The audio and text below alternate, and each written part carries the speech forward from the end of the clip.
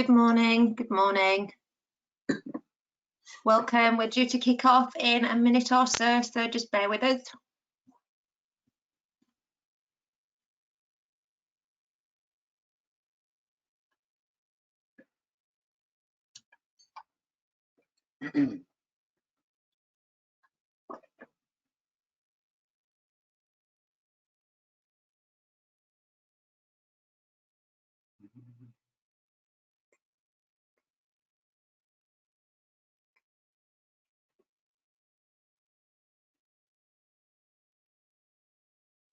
Welcome to those that are still joining. Just give it another minute or so just to let people join, and then we'll get ready to kick off.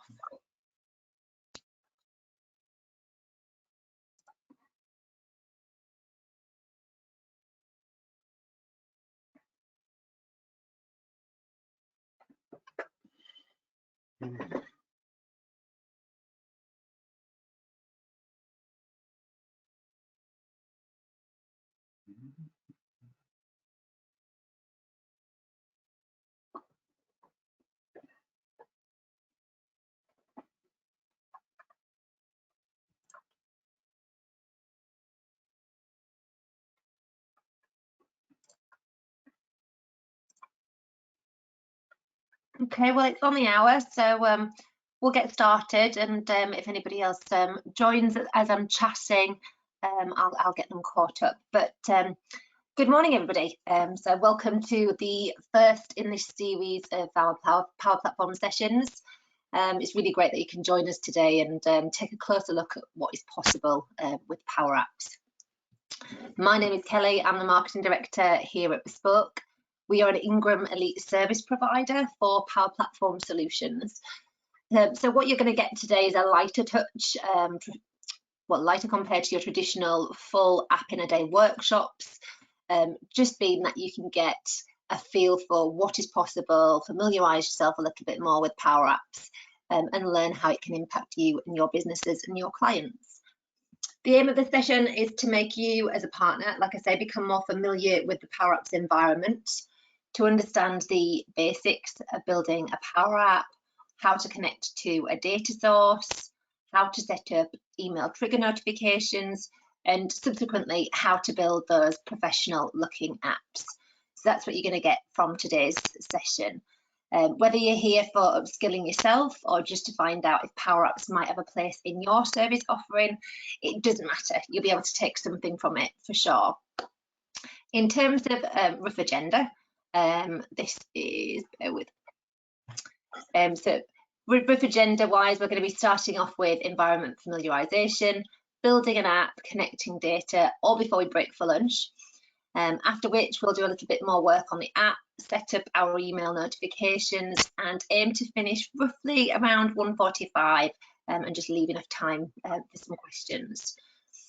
Now, you should have received some instructions on how to prepare for today's session, and if for whatever reason there was an error or you couldn't set it up correctly, don't worry, you can still watch along with us today, and the session will be available to watch on demand at a later date, so you can do that in your own time, your own leisure.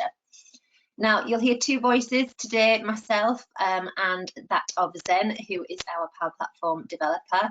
I'm going to be building the app at the same time as you guys, so occasionally you might hear me ask questions.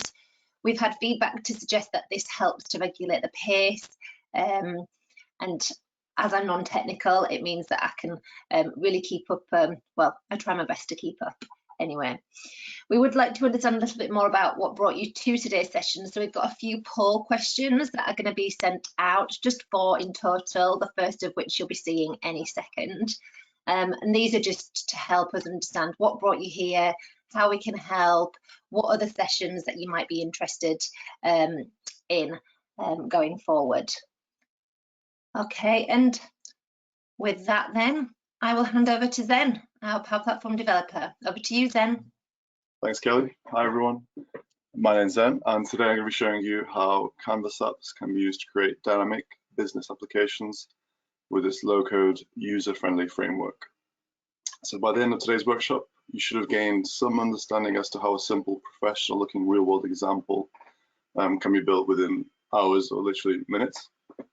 There's many different scenarios we could have created, but I think with sort of recent demand and recent last couple of years with the pandemic, we've been eating out using the table booking services and the restaurant booking services. So we're going to try and mimic that kind of user interface. However, the app is not actually going to be a customer-facing app. It's going to be used by sort of in-house staff, waiters and waitresses to take orders on. So our app's going to have 3 screens. The first is going to be the first screen that we open is going to be used to filter the menu items. So if you imagine when you open an app, you're just going to be given things like mains, starters, drinks, etc. So that's going to be a selection to filter the actual second screen, which is going to be where our menu items are actually going to be stored.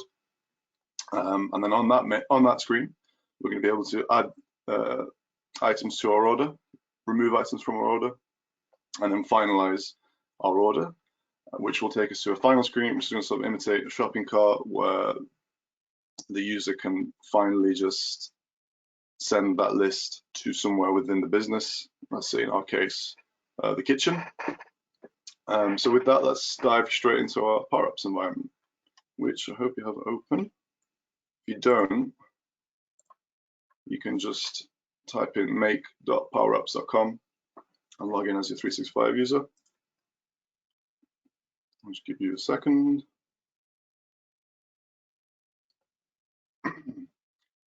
And if you click on home, you should be given these options. If you don't see these options, just click on create and you'll be greeted by the same screen.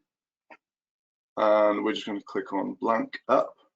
So if you click on that, you'll be given these 3 options. Now these 3 options are quite complex. So I'm just going to quickly go over them. So Canvas app is obviously the one that we're going to be using today. The environment is essentially a WYSIWYG environment, a bit like Office or Excel. It's what you build in that environment is exactly how that app will look at the end of it. And it has hundreds of different data connectors. Its primary use really is for sort of singular purposes. So in our example, the end result is an email being sent to the kitchen. I'll touch on that in a second. Our second option is a model-driven app. Now, a model-driven app it can be a little bit daunting. It's an app that's based upon an existing model in the Dataverse or the Common Data Service. You can't build one of these apps without that. You don't have any control over the user interface elements. And if you imagine, it's more like an end-to-end solution, a bit like a system that you'd use. So in our case, if you imagine our blank Canvas app will be things like ordering for the restaurant, it could be table bookings, and then the model-driven app can actually embed these Canvas apps within it. So the model-driven app is essentially the entire system, and these Canvas apps are just small little applications that run within it. Now that is a little bit daunting, but at the moment it's all I can explain. And then the portal is just, if you imagine, it's a bit like a login page. It's an app that's going to allow a variety of identities or profiles to access your data, either anonymously or through like a login provider like LinkedIn, Microsoft, Google. And it's similar to a Canvas app in that you control all the elements of the design. So we're going to go ahead and create this Canvas app. So if we click on create. Just to clarify then, so in the case of Canvas apps, that's generally what would be used in most businesses to create those quick functional apps. Exactly, yeah. Perfect. Yeah, exactly. There's no hard rule. You can, use both for anything really if you wanted to. You can go really crazy with the Canvas app and make it really complicated. But obviously each has its own limitations. It's quite a complex subject, so if there's any questions, I'm sure I can have a look at them. So we're going to go ahead and create our Canvas app. So click create. And this is where we're given this option of tablet or phone. Now from my experience, it's much better to just click tablet. The phone layout, basically if you look here, it will look a bit clunky on tablet, whereas the tablet layout on phone, it will just go like landscape. So it's just a bit more dynamic. So we're going to just put in a random name, whatever you want to call it. We'll call it app, and then looking. Sorry, mine's a little bit slow. And I'm going to just click create, and it's going to take us to our first screen. Now, before we actually get into the app and creating the app, I'm just going to explain the sort of environment that we have here.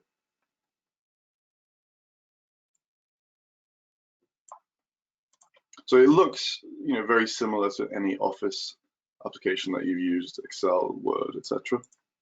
On this left navigation pane, it's going to show all our screens and objects within the app. You can even create objects. Just to chip in, Sue, as soon as I went to create, I got a Welcome to Power Apps Studio pop-up, and it says create a form or create a gallery or skip. And that didn't seem to come up on your screen, so just perfect. Yeah. So what you're given there is essentially similar to this screen here. And what that means is these are just template screens with the functionality already built in. So I can go ahead and, for example, if I add in a calendar screen, what that's going to do is going to connect automatically to my Outlook, and it's going to pull up all my appointments, meetings for the next week. I'll populate it all there, and all you really have to do is just determine the design, if you want to change the colors, which we'll get into later. So it's just a really easy way of sort of building the framework for an app sort of immediately, instantly. So I'm just going to delete this.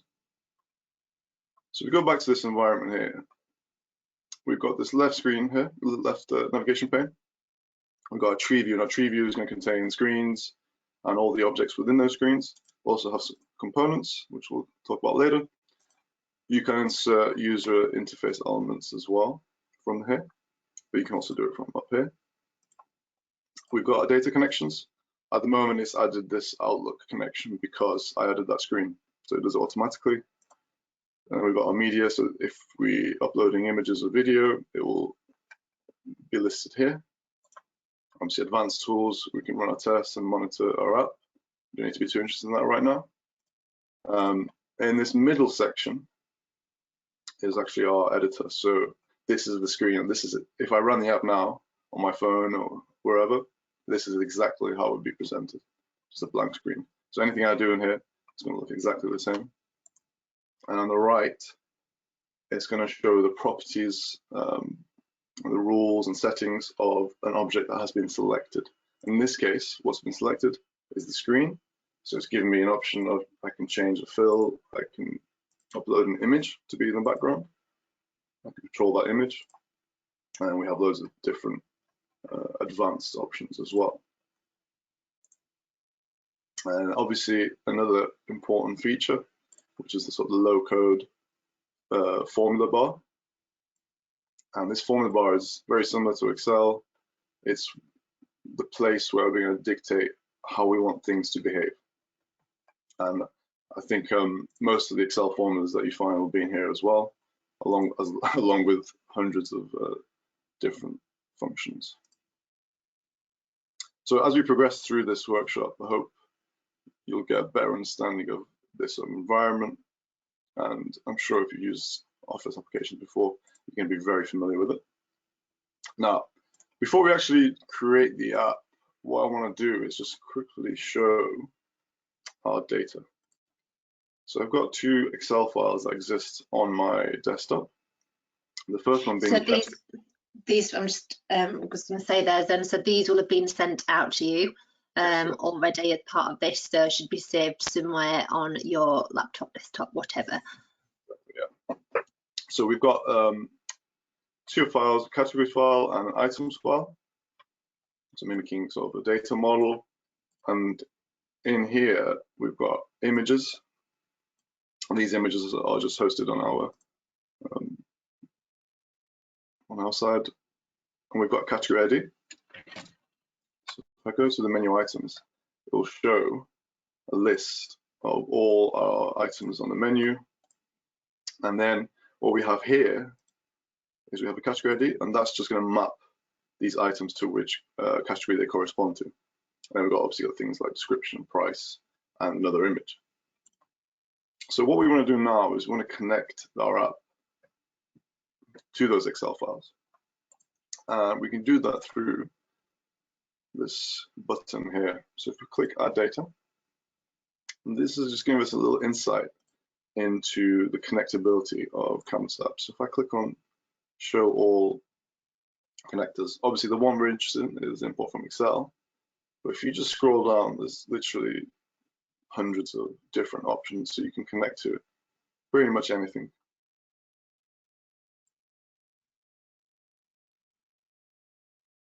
But for now, we're just going to go ahead and import from our Excel. So I'm just going to go and select my file. Sorry, then just underneath connectors. So yeah. I should see import from Excel under there. Sorry, yeah, it may appear differently. It's okay. I've selected a drop down now, and I've got it. I've got it. If you can't find it, you can just type in import. Oh, perfect. It'll come up there. Thank you. So I'm just going to go ahead and select my file. Categories first, and then select the table and connect it. So now we've got it here in our list of data connections, and you can remove it, you can refresh it if it's a different type of connector. So we're just going to go ahead and connect the other one. Just bear with me 1 second. No worries. I'm just going to connect it.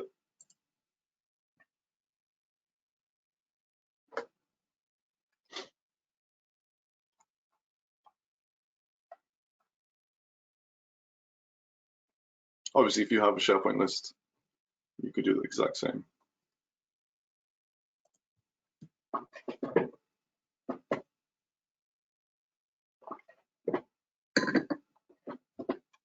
Right, I think I'm there. Sorry. Thanks.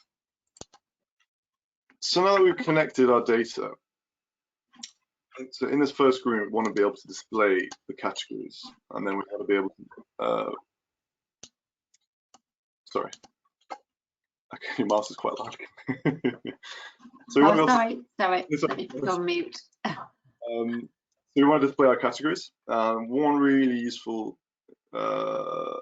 object, it's called the gallery. So if you click on Insert, go to Gallery, and this gallery is just going to display rows of data with multiple fields, and it's all going to be very presentable for the user. So we're going to click on the vertical one, and if you just look in this icon here, we've got some images on the left, and because our data actually has images, we're going to go ahead and click that one. Usually I'd start with just a blank one, and you can customize it as you want. And this has just populated it with an example gallery with some example data. So if you look here, we've got an image, we've got like a title and a small description. Now we're going to go click on this select data source, and we connect our menu categories to it. If you can't see it here, you can go into items and just type in table menu categories. It'll just come up as a suggestion. So we'll go ahead and select it. Now what's going to happen now is it's going to automatically try and determine suitable fields that it's already got. So in our case, it's found the image and it's put it in where the image was. Obviously it's kind of missed here. We'd want the actual name of the category. So I'm going to go ahead and delete that. Now this function here in the formula bar, it says this item. Now this is something really useful with galleries, is you only need to edit the first row. So I can just leave for a second. If I select the gallery from here, it will select the entire gallery. But if I click on this edit gallery at the top left, it's going to edit this top sort of template row, if you will.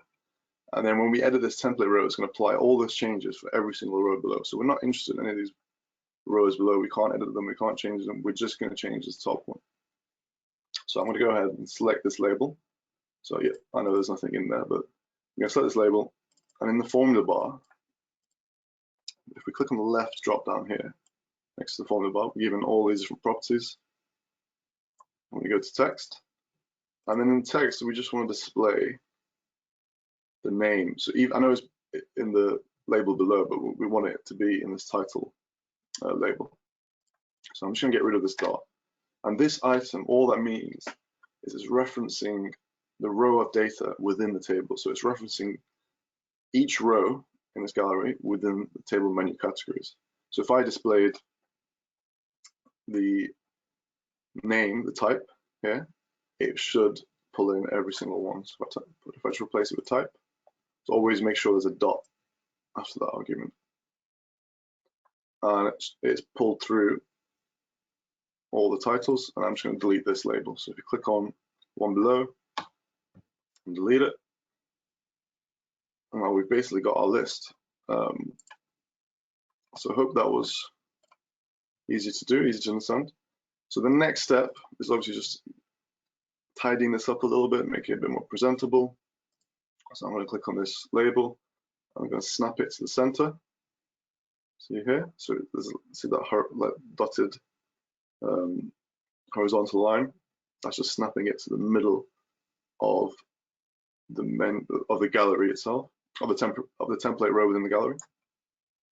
So we're going to center it, and then we're just going to select this image here. And as you can see, they're all different sizes. It all looks a bit off. So we're going to just go to the right in our properties bar and change it to fill.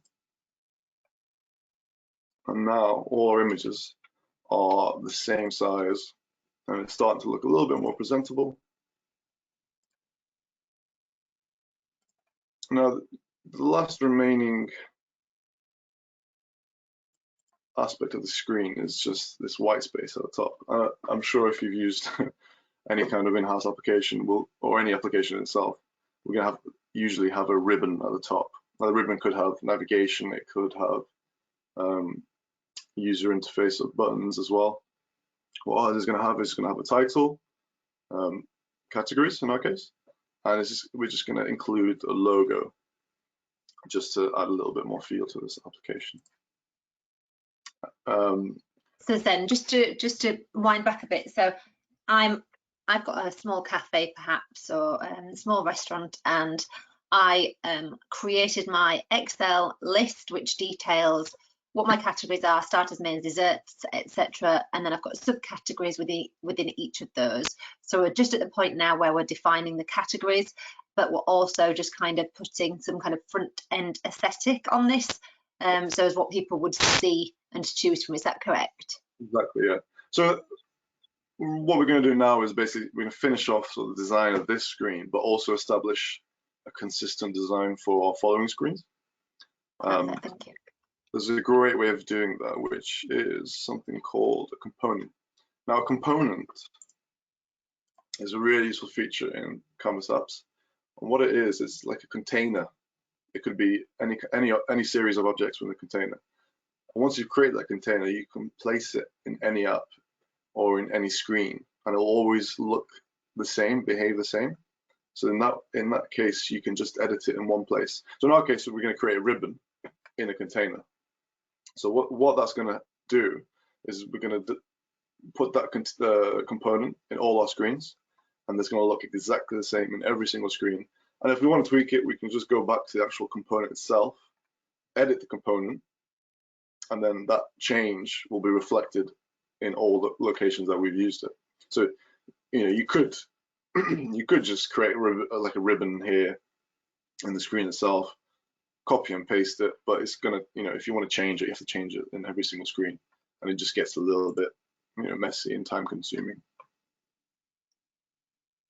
So we're going to go ahead and create a component. Almost like a slide master, so like I'm thinking PowerPoint, so it's almost like creating a template there that you can go exactly. in and okay.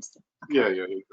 But once you've put it in in one of your screens, you can't edit it. So the only location you can edit it is where you've created it, which is in this components view here. So we're just going to go ahead and create this component. So if I click new component, it's going to take us to a new screen, and it's almost like a new screen in itself.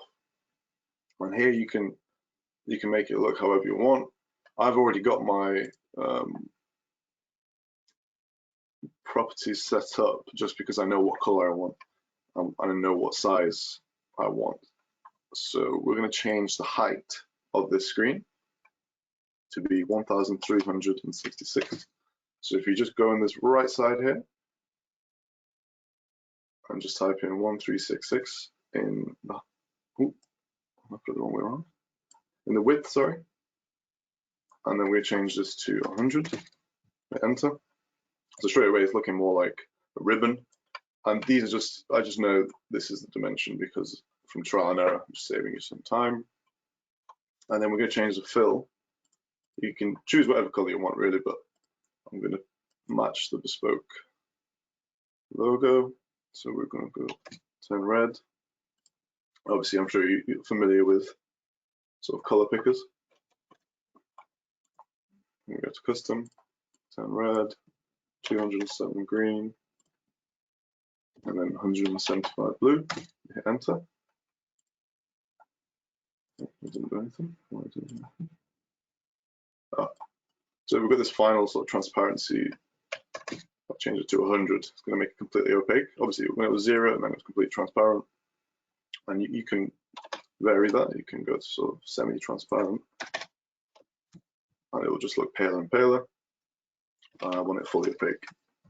If we go off there. So we've got our basic ribbon down now. We've got the size determined, and we've got the color.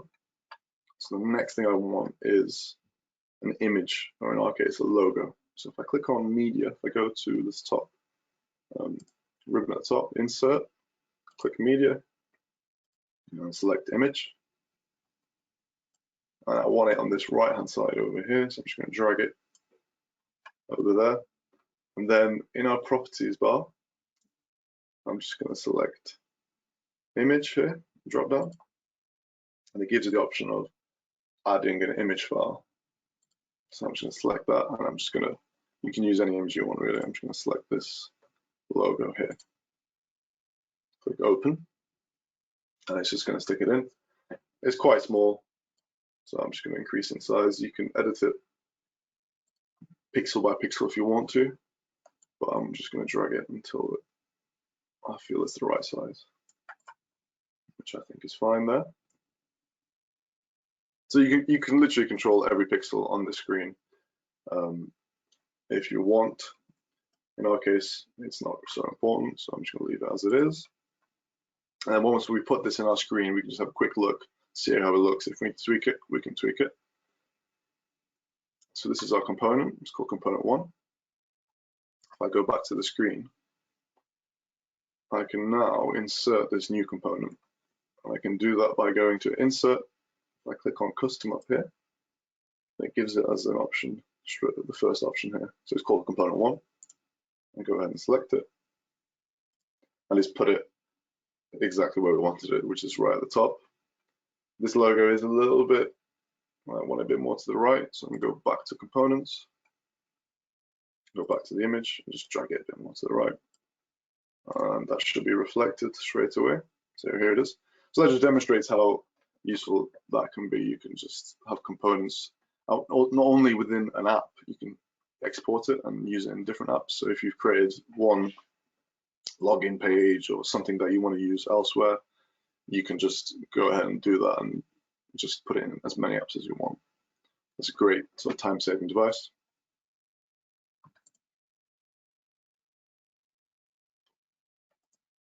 So now we've got our ribbon set up, we just want to finish tidying this up. So there's still a little bit of white space. I'm just going to drag this gallery to sort of meet that ribbon at the top. So I'm just going to drag it up to there. And then I'm just going to add in a label. And our label is going to be our title at the top of the page. I'm going to middle align it. And the reason why is because I want to put it right in the middle of the screen. So using those horizontal and vertical sort of snap grids, I can find the middle of this ribbon and also the middle of the screen itself. So that's there. It's nice and easy.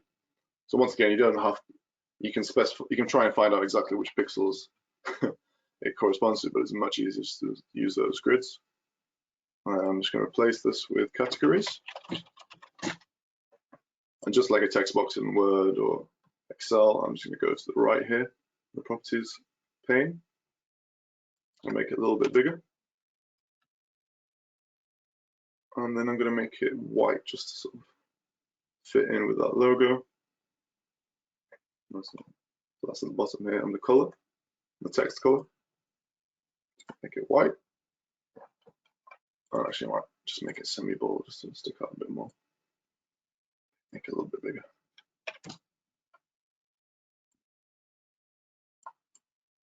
I have to re-align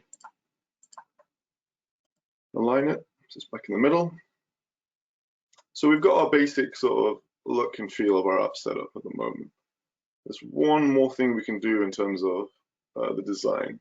I can manually go into every single object and change its color and all its properties to sort of fit our design.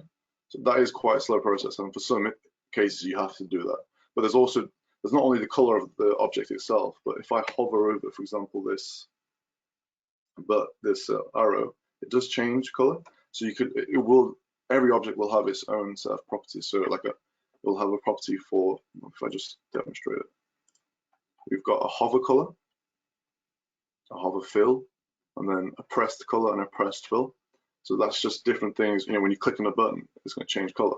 If you hover over a button, it's going to change color.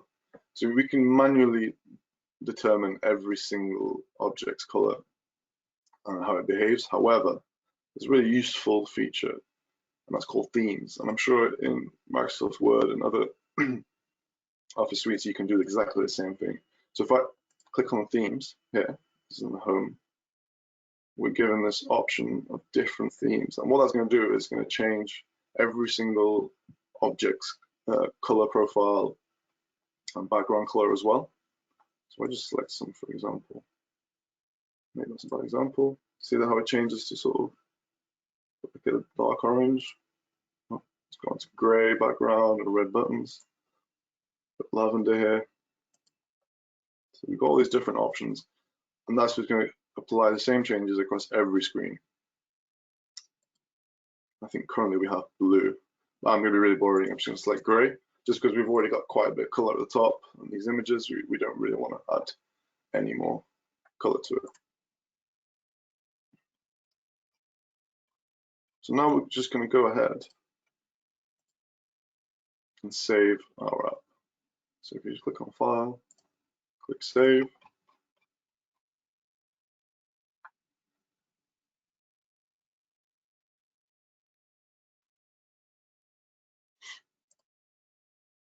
And that is our first screen created.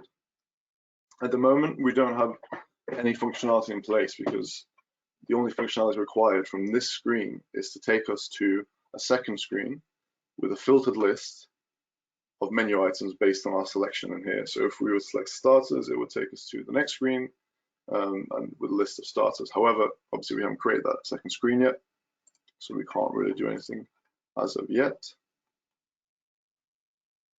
If you've got any questions, Kelly, this would be a good time to sort of have a look. Saving mine now, so just going to save to cloud, so that's fine. So I guess in my mind, again, non-technical, we've got as far as creating the shell almost of an app. Exactly. So yeah, we created the basic sort of user interface, how it's going to look, how it's going to feel. And essentially all our screens are going to look very similar to this. The difference being what's in this actual list itself. Yeah, and I think what's interesting to me at this point as well is how familiar it all feels. I kind of, like I said before, non-technical generally would shy away from something like this, but the environment itself is very obviously similar to Word, to PowerPoint, to Excel. So I already feel a sense of knowing a little bit about what I'm doing. So I'm tracking with you so far, which is good. Good.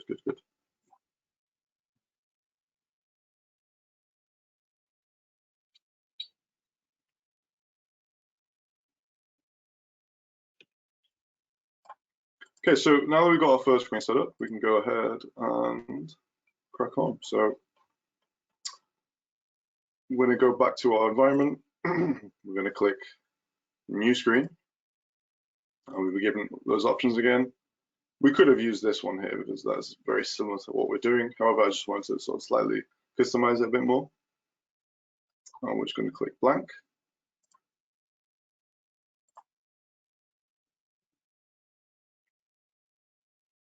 And we're going to add in a new gallery, and this gallery is going to include our menu items. So I'm going to go ahead to the same one, we're going to select vertical. Sorry, Zen, I missed that. So you went to insert gallery, so the same way we did the first one. So just insert gallery, the vertical one. Got you. And we're just going to go ahead and select table menu items. You can select it from here. If it's not here, sometimes this doesn't appear. Just type in the formula bar. If you go to items, click on items, table menu items. Just give it a second to refresh. So similar story as the first time. It's populate the image, but slightly got the titles wrong, saying it wants all this food. We just expand this out. Just use a little, what these are, little icons. So then, I should have asked this the first time around, but just explain this to me. So within the Excel document, our data, there are hyperlinks in there, which seem to be what it's pulling through now, the images. So those images are held on our storage. Is that correct? Yeah, that's right. It should be available for everybody. Yeah. That's fine. So, and these are just images that you've predetermined. We're allocating them, matching them up to each of those menu items. You know, I suppose I'm asking the question because it almost seems too simple when you just select a data source and it brings everything through just like that. Yeah, it's obviously it requires, you know, you having your data set up in that way. But in this case, it's simple because we've already done that, which is we've already got these links, which I'm sure, you know, most businesses will have in their SQL or wherever they're storing their data, a similar sort of feature, and it will pick it up instantly. It's very quick in terms of that. It's just very intuitive. Mm-hmm. Yeah, exactly. Yeah, very simple. And we're just going to repeat that process just to make it a little bit more consistent. We're going to change this image to fill. So we're all going to be the same size. I'm going to click on this first label here. We're just going to go ahead and remove this in stock, add the dot, and it's going to bring up a list. So this here is a list of all our headers within that file. So if I go to menu items, it's just displaying all these headers here. So all these headers here. And it's going to pull in that rows field. So if I type in item name, let's pull it through. Actually, we can keep this one because it's put in the right field. It's managed to guess correctly.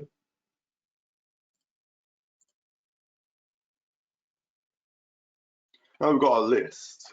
We just want to add a few more things to it. So because this is our actual location where we're going to be adding items to our order, removing items from our order, and then finalizing it, we just need to sort of display the quantity and the price of each item. So the price is obviously the price that we've got set up in our Excel file, and the quantity is actually going to be the quantity within our order itself. So if I click on this gallery, so make sure whenever you select the gallery, you first select the entire gallery itself. So click below the first row, then click on this icon on the top left, edit gallery, and now we're editing this first template row. Now we're going to add in a label, which is going to be our price. And we can just align it to the middle. We can just move it. Excuse me. We can just move it somewhere to the right. So here, and then we're going to go ahead and change this data field again. So remove the dot, add the dot, and bring up these headers again. I'm going to go down to item price. here. It's $4.99. And then we're going to add in another label. So remember, select the gallery. Hang fire, sorry, just 1 second. So I've got as far as this item, input my dot, and then I'm scrolling down to what, sorry, item price. Yeah. Okay. So if we go down. Got you. Perfect. And you can just put it somewhere to the right of this description. You can just quickly check where this description ends. So this is one problem that we're going to have, is if the description obviously is quite large, it's going to cover our price. So I'm just going to click on this description and just drag it to around here, right before our price, and then we can actually just make it a little bit longer. So hopefully, if we get a long description, it will take us, it will populate the next row. Okay, so we're going to select the gallery again, select edit gallery, and add a new label for our quantity. At the moment, we're just going to go ahead and put in the actual quantity from the database, and which is not actually that relevant, which I've actually put this quantity in just to make things easier. But this number here, we're going to add in a formula later that's going to look into our ordered list. Sorry, just very quick. So I've got as far as input the label. So I've got the label. Currently it says text in the box. Yeah. So I go up to the menu bar, sorry. So the menu bar. So if you click on the gallery, edit the gallery, insert label, it'll give you a new label. It should appear somewhere here. Yeah. And just drag it all the way to the right somewhere. Just give it some space from the price. I mean, you don't need to populate it currently. You can put in this quantity that I've put in the database, but it's kind of a dummy like value. It doesn't really mean anything because this quantity is not looking at, it won't look at the database. It's going to look at our ordered list. So when we add things to our order, it's going to look at that list, and then it's going to just count how many, for example, how many breaded and olives have been ordered. Yeah. Okay. So, but what I can't see in that label at the moment, in that label, mine says text. Well, then nothing here. Yeah, I've got nothing in the top. It just says text. So if you just, make sure you got text selected, text, and then just remove anything from here and type this item. Sorry, this item. Add a full stop after it, and that'll bring up your options. And you can just scroll down to quantity.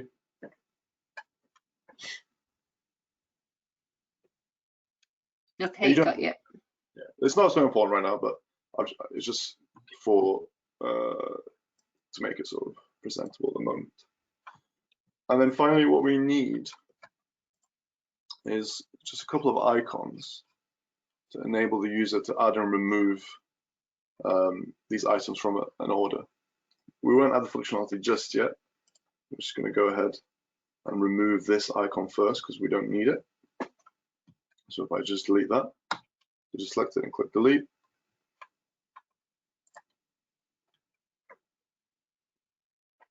And then we're going to go ahead and edit this top row again. If you remember, select the entire gallery, edit top row. And then we're going to insert an icon. So in the same bar in the ribbon, if you just go to the right, if you can't see it, by the way, on this ribbon here, you'll probably, if your screen's small or for whatever reason, you'll have 3 dots somewhere on the right. And if you select those 3 dots, it should bring up the other options. So if we select icons here, and our first icon is actually the first one on the list, which is add. I'm going to put that in. Give it a second. Just drag it somewhere to the right. No, I should put it in the far right. So that's our add item. Now we want to remove item. So select the gallery. Once again, edit it. And select icons again. And then we're going to scroll down.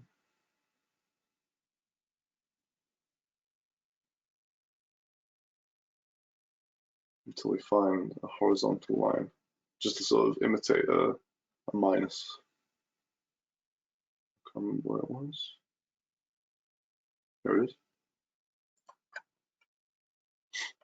So if I draw a comparison here between what we're doing now and say a supermarket shopping app, this is where you're at a screen and you would add it to your basket potentially, then you might change your mind and you're taking it away. That's what we are setting now in terms of these two icons. Is that right?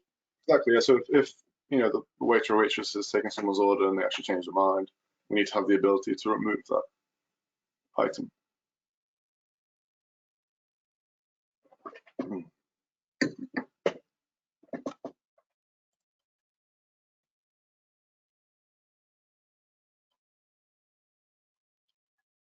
Okay, so now that we've got our sort of list sorted out, our gallery sorted out, maybe I should just drag this a little bit to the right.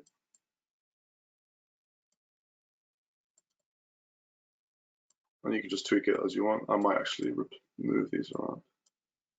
I think it makes more sense to have the price on the right. Here. Maybe as well make it a little bit bigger.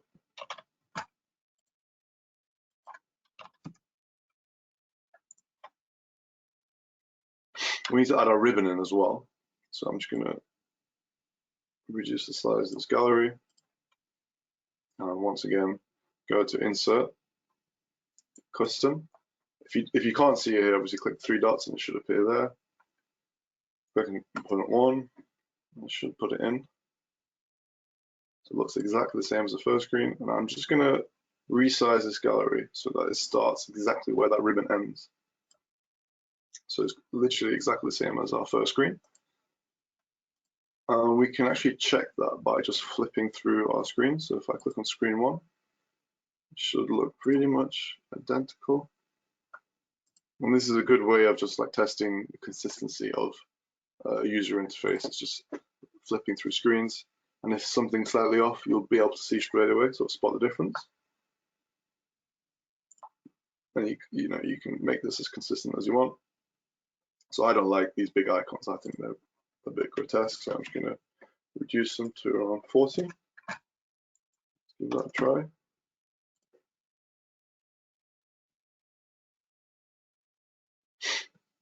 What's happening? Yeah.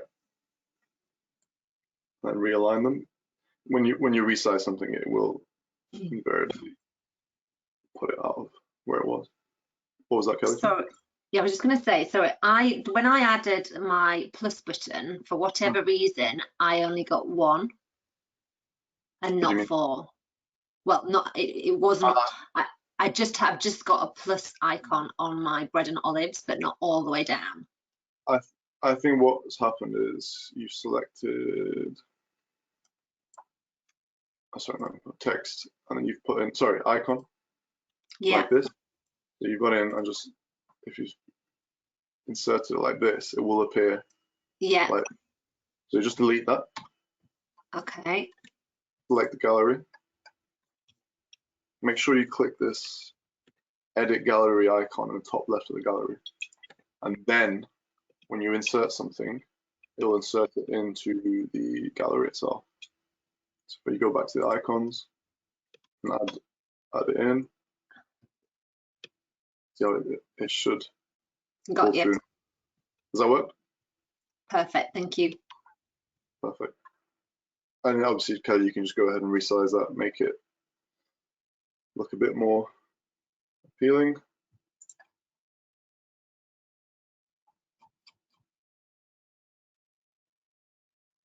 So the final sort of UI element we want here is just some headers to sort of indicate what each of these fields are.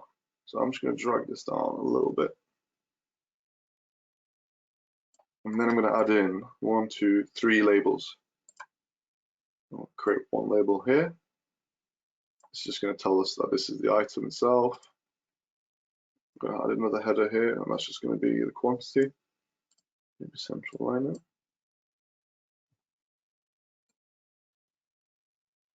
And then another label, just for the final header for price.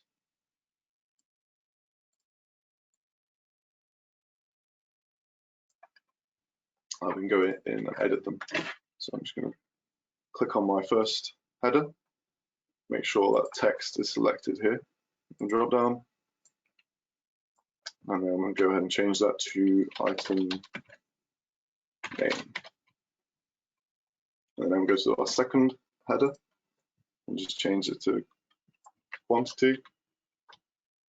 And finally, exact same process, and always make sure that this text is selected on the left. And then change it to price.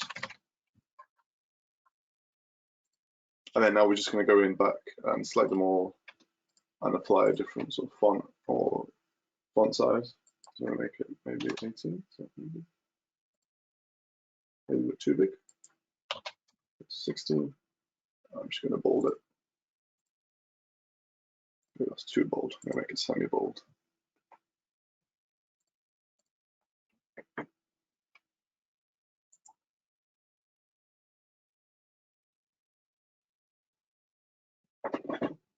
Give you a second to do that.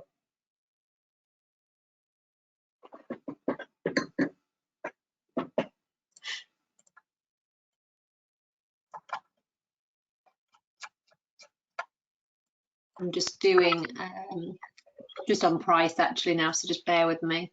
Oh, that's fine.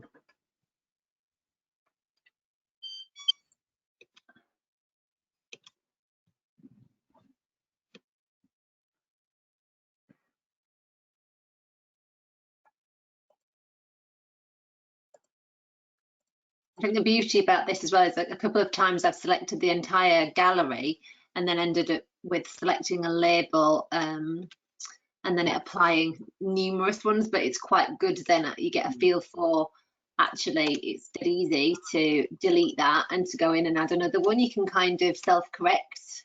Exactly. Yeah. And you know, for most for things like this as well, the template gallery that we've added, it will suffice. And you can just go in, select this one, and edit it. And these labels here are actually dynamic based on this image. So I think if I was to move this image, see how they move. So that's another useful thing with the template gallery. Okay. And then obviously we're just going to add in our title. We could do it manually, but I'm just going to go ahead and go back to screen one. Ooh, the G was cut off. I'm going to realign it. And then I'm just going to click on it and you can copy it. And then go to screen two. Just right click and click paste. And I think in this case, it has actually put it in the same place. But most of the time when you paste something, the locations will change. So you just have to manually realign it. So I'm just going to go and change this. I'm going to call it menu. So once again, make sure that this text is selected here. And just type in menu.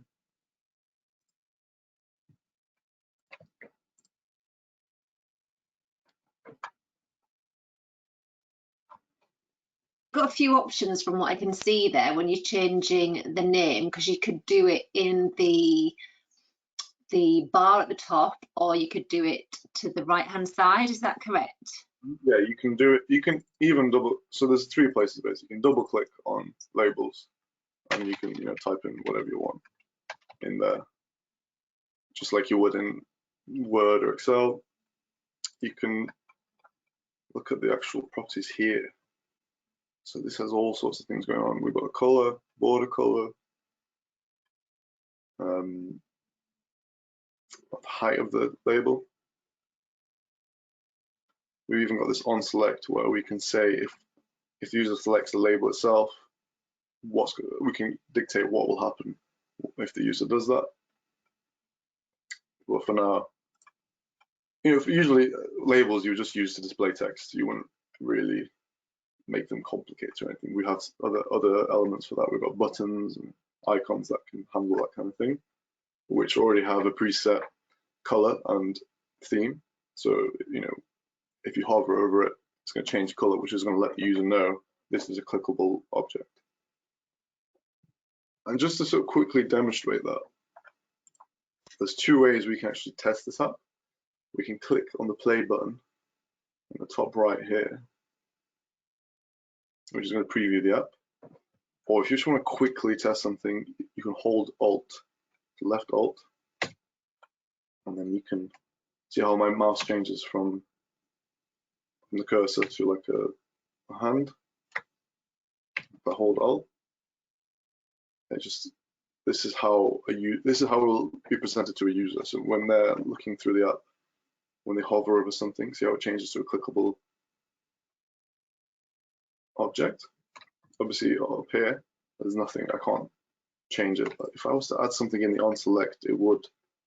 If I was to tell the object that something is going to happen when they select, when I change the on select property here, so if I was to put something in here, it would also change the user's cursor to like a clickable thing. Obviously, if you to test it, you can just click the preview app. And at the moment, we can only view one screen because we haven't put any sort of navigation in, we haven't put anything else. There's no filtering, it's just displaying all our different items.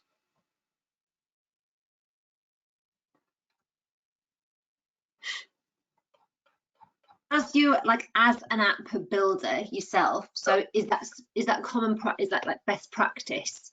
So yeah. create in a screen and you go and run and see how that works. Yeah, definitely. You should always test as you go. So something we call sort of unit testing, where you just test whatever you've made within its own sort of scenario. And then you do like once you finish, you test the entire app itself. So it's just a useful way of checking that something works, just because this is a low code environment. So everything's dictated in this formula bar. So there isn't your typical sort of like code environment where you're writing lines and lines of code and it's going to be telling you there where you failed. It does have that, so it's just like a formula in Excel where if you've made a mistake somewhere, if you've typed an error, it will let you know with like well, actually it looks like Word. It will sort of do like a red, like a spell check kind of thing, which we can have a look at later. But yeah, clicking this preview button, or even I just use this Alt just to quickly test the feature. I think it'd be really useful then if you were able just to kind of recap on what we've done so far, just to check that we're all seeing the same as what you're seeing. That'd be perfect. Thank you. So you can always, on this left pane here, you can always just expand the screen. It'll show you all the objects within the screen. We haven't named them yet. You can name each of these objects within the screen, and we'll do that in a second. But if we just go back to screen one.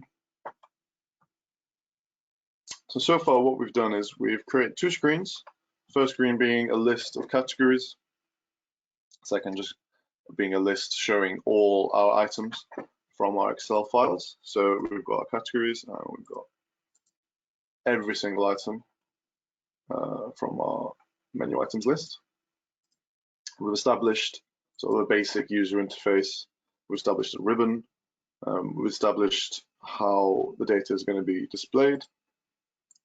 So what's left for us to do?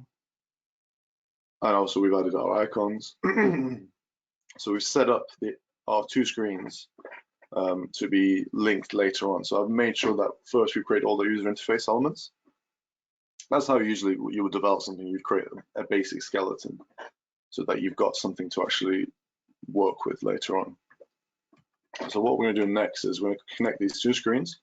So we're going to add some functionality to this icon here. That's going to take us to the second screen, and then it's just going to display the relevant items corresponding to these categories. So at the moment, it's just showing everything. Obviously, we don't want to display everything. It's a bit scrolling for the user. It's not very friendly.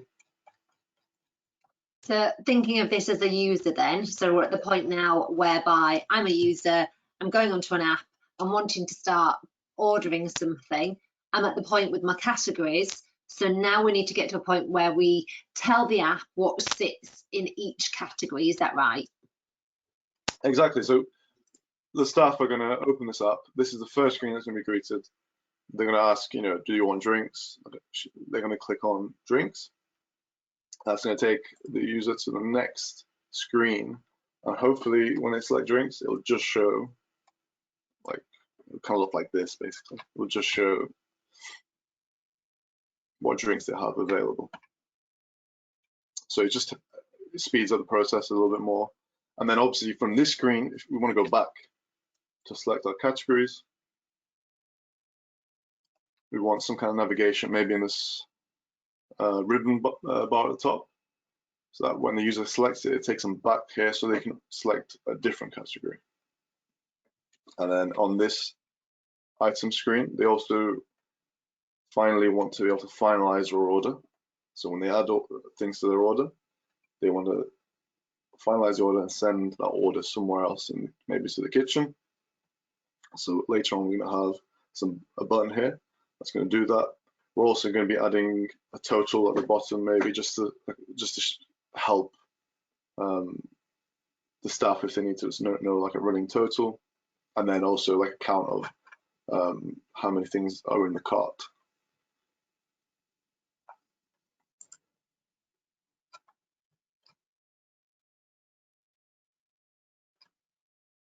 Okay, so I think we can go ahead and connect these screens up. So if I go back to screen 1,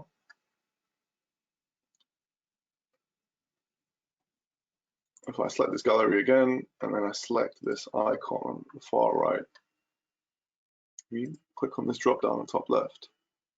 See, we're given loads of different options. Now on select, what that means is what happens on selection of this icon. So we need to tell the environment what we want to happen when the user selects this arrow. So at the moment, it's got some default function in there, which doesn't really do anything. And we're going to delete it. And now what we want it to do is we want it to, number one, navigate the user to the second screen. And then we also want to filter this second screen's list. The filtering we're actually going to do in this screen here. So the only thing we really need in this icon is to navigate the user. So I'm just going to click on the formula bar. I'm going to type in navigate. So really simple. And then it gives you an option of screens within the app itself. Obviously, we don't want to navigate screen 1. That's the current one that we're on. We're going to go to screen 2. Close the bracket. Make sure to close the bracket. And then we're just going to give this a quick test. So if I click play, and at the moment it's not going to filter list, it's just going to take us to screen 2, which has worked. So that's good. Sorry then, so I've done the functionality, so I'm basically saying when you click on this cursor on the category screen, it's going to take you through to the second screen. Perfect. Exactly. So, yeah. And where did you go then back to test? So at the top right, you should have where your undo and redo buttons are. Yeah. A little play icon, just click the play. Perfect, got you. Just give it a quick test, so it's nice and easy. Cool. So it's just taking us to that second screen. What we want to do next is actually filter this list here. So if you remember when we created this gallery, we connected it to our table menu items. So what we want to do in this formula bar itself is filter this list based on what's been selected in screen 1. So a lot of these functions that, for example, the one that we just added, they'll be in like plain English. So navigate, obviously, it's going to navigate you. And the one that we're interested in now is called filter. What does it do? Well, it filters. So if I just type in, you can leave this text here. I just type in filter before it, open the brackets. So just like an Excel formula, it's asking me for a source. In this case, it's just a data source, it's a table with menu items, and then it expects a comma to let it know that we're moving on to the next step of this formula, and then it's asking for a logical test. What does that mean? Well, it wants us to let it know how we're going to filter that data. So how we're going to filter that data, if we go back to our data, if you remember, each category has a category ID, and each menu item has a category ID assigned to it. So bread and olives, chicken wings, salad bowl has category ID 1, which is starters. If we go back to the categories, 1, starters. So what we're going to do is we're going to take the selected category ID from here, and then we want to look into our menu item list, and we want to just pull out the items that have that category ID. So if we type in category ID, that is the header that we're filtering based upon. Do an equals. Now we want to just pull in this gallery selected category ID. And how do we do that? Well, number one, I'm just going to go ahead and change this gallery name just to make it a bit easier for us to reference it, because gallery 1 is quite an ambiguous name. So if you click on screen 1, expand it, click on gallery 1 and double click on it, and we're just going to call it gal underscore categories. And all that's going to do is whenever we reference this gallery in our formula bar, it just makes it easier to remember what it means, a bit more transparency. So we go back to this screen number 2, and we could change the screen names as well. I think for now we'll just leave it as it is. So if we select our gallery here,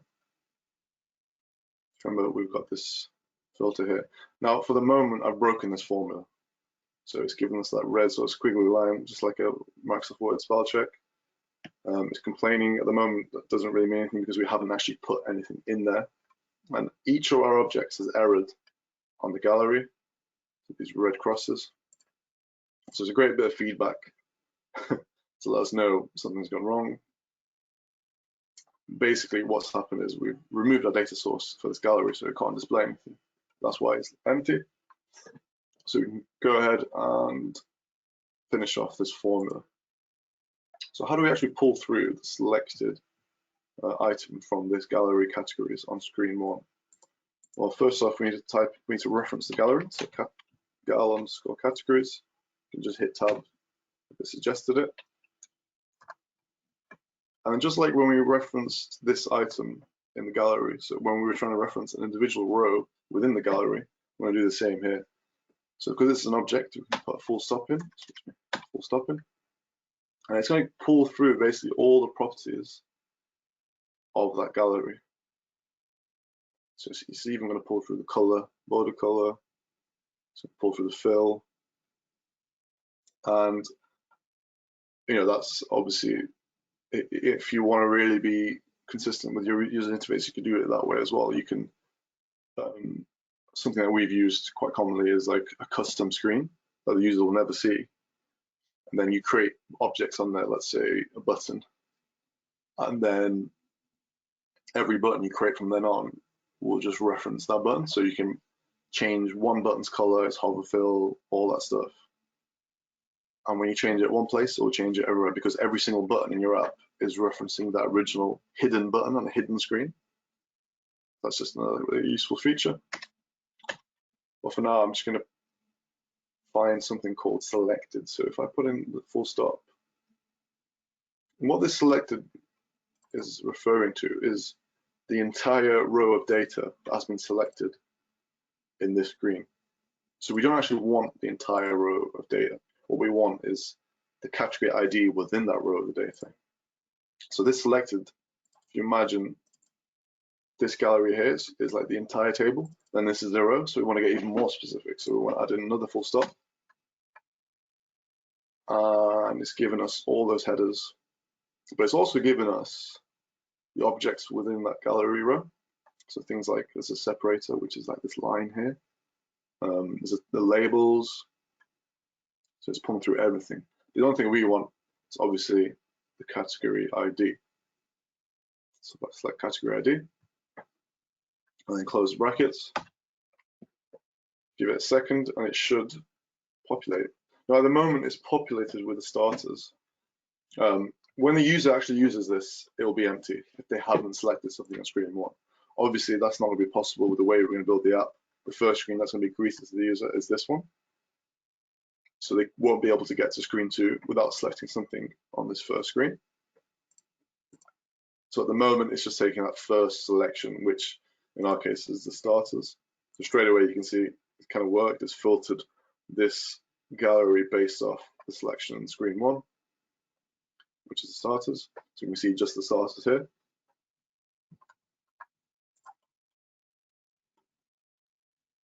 I'll give you a moment to do that.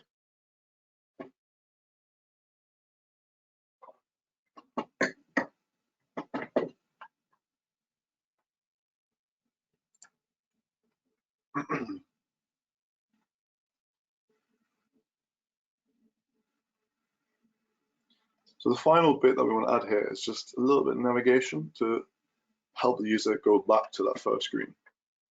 And the way we're going to do that is through an icon. So just like we added before, just make sure in this screen, click on insert, make sure this gallery is not selected because we want to add it to the general screen itself. Go to icons and the insert, scroll down to,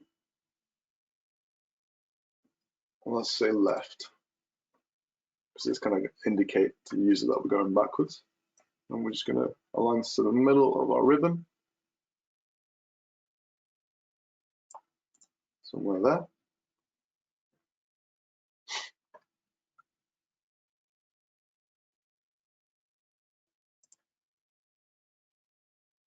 And once again, select the icon, and we're going to do exactly what we did with this arrow here, except we're going to navigate the user back to screen 1.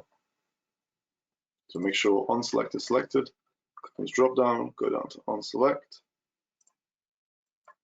remove the false, and then type navigate, or if it's suggested, select on it. We're going to go back to screen 1. Close bracket.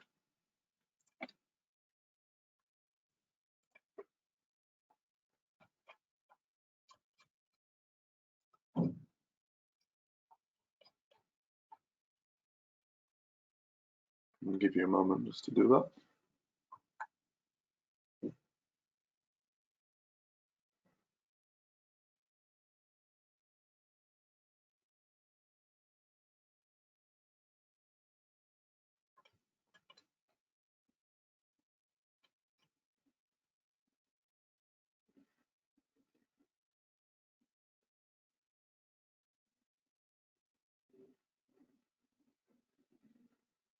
Is that okay so far, Kelly? Yeah, all good, thank you. Great. All right. My mind is just headed to other things as to how I could use this.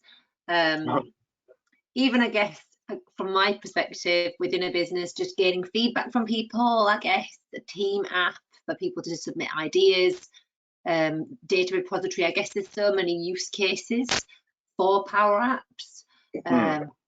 I'm particularly thinking at the minute about employee onboarding. So I think there's a place for an app for that, for sure.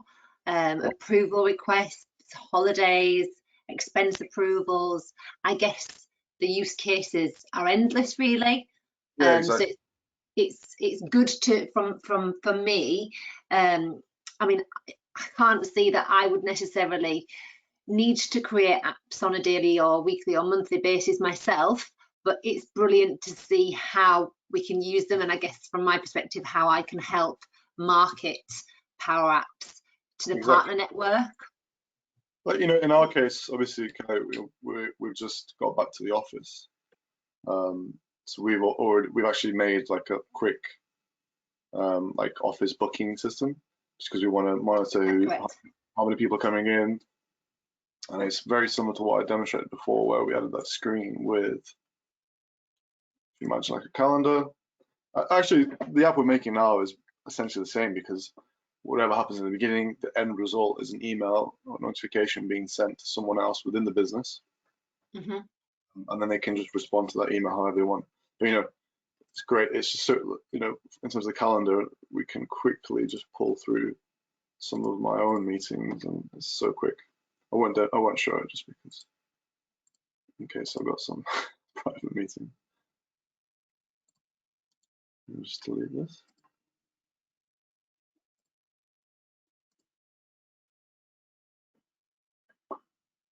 But it's so quick. You know, I think we did it in a couple of hours, and yeah, very simple. Office booking one. Yeah. Yeah, cool. And then straight away, when we demonstrated that, people had all sorts of ideas, and it really opened up. So people, you know, everyone's involved now with making that up, and it's improved because it's so quick and easy to deploy. Everyone has feedback with it, and it's sort of evolving quite quickly. I think that's the key from this for you guys on the call and this session. I think getting started or starting somewhere is really key. And if you're able to do something as simple as this within your business, just so that other people are on board, or demonstrate, you know, this back end to clients and how they might be able to use it, it just means that they understand a little bit more about what's possible, and their head will then naturally go to how else they could use this. Exactly. I think also if people have questions, it would be really useful just to see how people are getting on, if they're having trouble or not, just because I think we're running a little bit ahead of time. Maybe I've got a bit too quick, but. No questions so far then, but what I would probably say is continue with your schedule, and let's still break just maybe at 12 or just before 12. And if it means that we get finished before 2, then I'm sure everybody would be grateful to get a little bit of time back. Cool. Yeah, a little bit of a longer lunch. Okay, so now we've added our final sort of navigation between these two screens. We're just going to go ahead and test it. So if we go back, click on screen 1, and I'm going to click play or preview. So obviously, if you imagine we've just opened the app, given all these options, we're going to start with drinks. We're going to click drinks. The image is taking just a moment to load. And the user can just go ahead and select, you know, they go in, select what drinks are required. And actually, some people want starters, so what we want is to navigate back to that screen with the categories. So we click on that, excuse me. It takes us back to screen 1. Maybe we want some starters. Filtered it correctly, showing all the starters. And now actually, maybe people are ready to start ordering mains. Go back to mains, click on mains.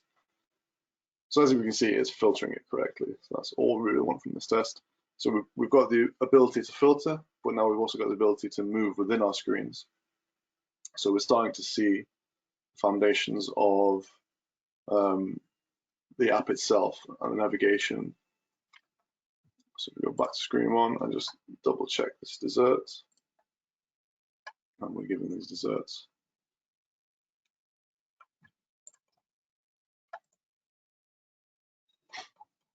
Okay, so that's basically finalized this first section. So if we just close this down.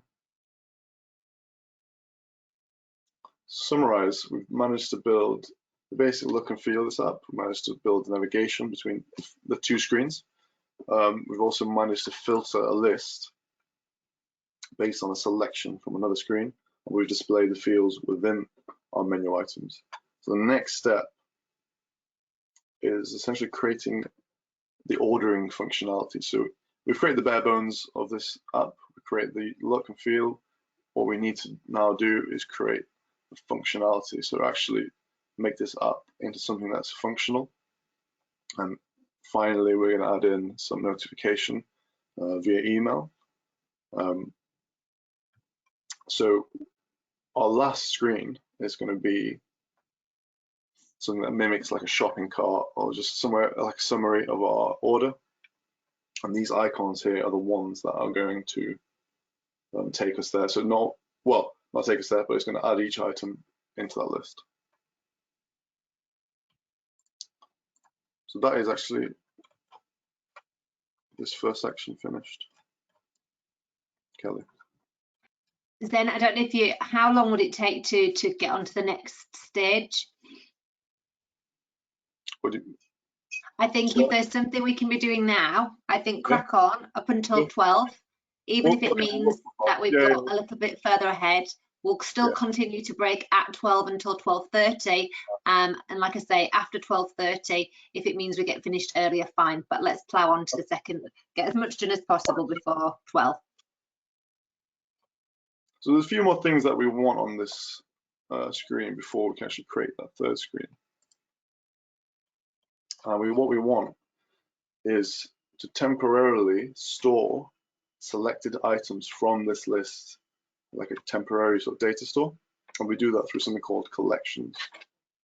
So what we want to happen is when the user selects this plus, it takes this item and puts it in a temporary list. And as I said, these are called collections, and what collections are basically temporary data stores. So when you're running the app, they'll be initialized, your data will be stored in them, but as soon as you close the app, that'll be gone. You can also manipulate it within the app, obviously, if you want to add things to it, remove things from it. So they're just really useful ways of storing some data whilst the app is running itself. So in our case, obviously, a shopping list, if you will. So how do we do that? Well, what we want to do is we need to select this icon, and we're going to change the onSelect code, and all that's going to do is it's going to collect this item into our collection for use in our shopping cart. So the way we do that is we remove this onSelect text, delete it, and just as previously, it's just simple English. We're typing collect. Now here we have the option of initializing our collection. So where we say, we can give it a name basically. So we can call our collection whatever we want, and it's going to initialize the collection. And then as soon as we've added it to any object within Power Apps, it will be able to be referenced anywhere else. So as soon as I type a name in here, it's basically essentially created a blank collection. I'm just going to call it my order. Right, with a bracket.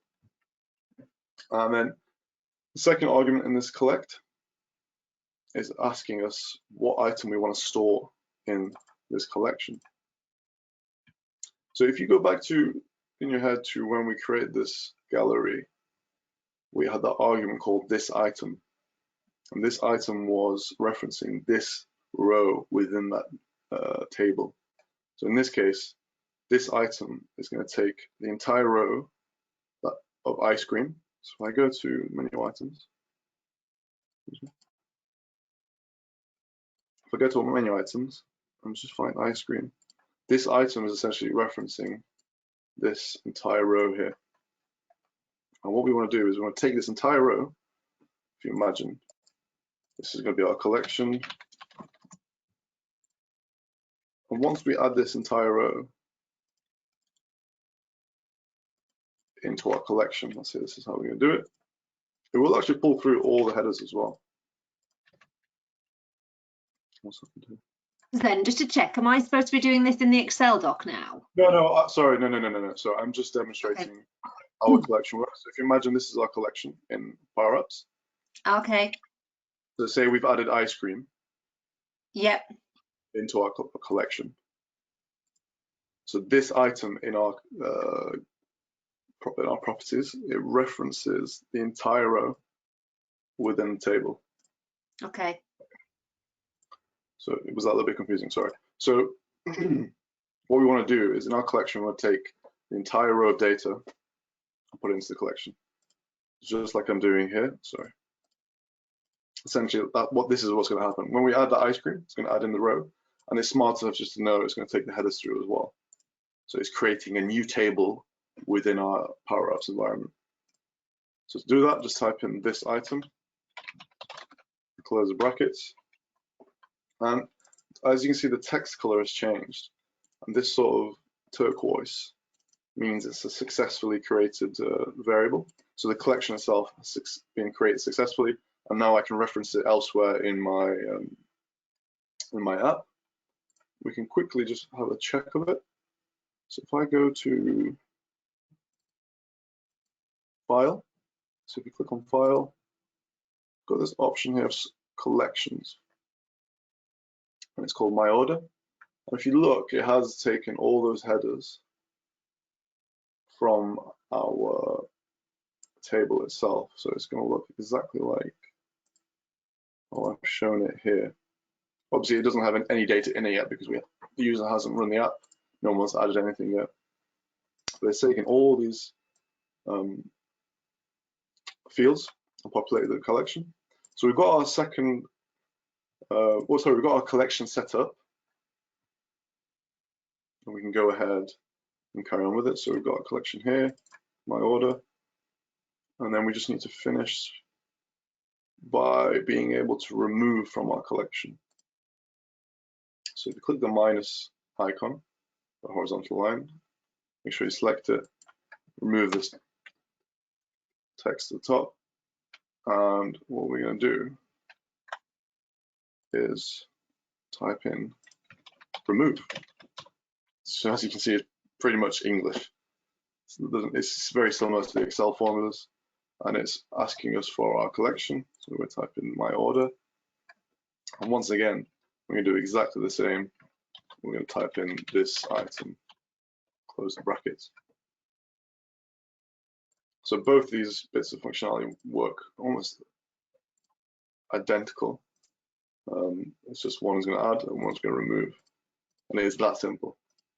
And in most cases, when you're referencing collections, you really just have to do something as simple as that. So this is storing some information that a user is instructing, holding it somewhere, and then later on we're going to move on to how you get that information to somebody else. Exactly. So it might be a little bit confusing in terms of we've added the collect on the button itself. Like we haven't, in a normal environment, you'd make sure you declare the collection itself somewhere, maybe before you actually run anything. But in Power Apps, you can just on the fly sort of create these variables, and it's just smart enough to know that it's going to take the headers from this table itself and put them in this collection. If I was to, for example, have a different data source, if I somehow tried to collect this row into My Order, it would complain because the headers are different. So in terms of for our purposes, this is just very simple and very easy. And so the next step is we're going to give it a quick test. So as you can see, I'm always testing what I do just to make sure it's working before I move on to the next step. And we can go back to screen one, and then we can click play. So we've got our categories here. We want drinks. Give that a second. I'm just going to add in a lager. And then an ale. And I'm just going to close the test. And then I'm going to go back to what I showed before, which is the collections file, collections. So this is usually you'd use this screen for just quickly checking the collection has been created, but usually you'd have a gallery or somewhere to present it anyway to make it a bit more appealing visually. So we've got our two items that we've added, so it's working as expected. We go back. Then we're just going to finish off this screen. So what do we need to do? I want this quantity to reflect what's in my order. I also want the ability to take us to the next screen, so more navigation to take us to the final screen where our shopping cart's going to sit.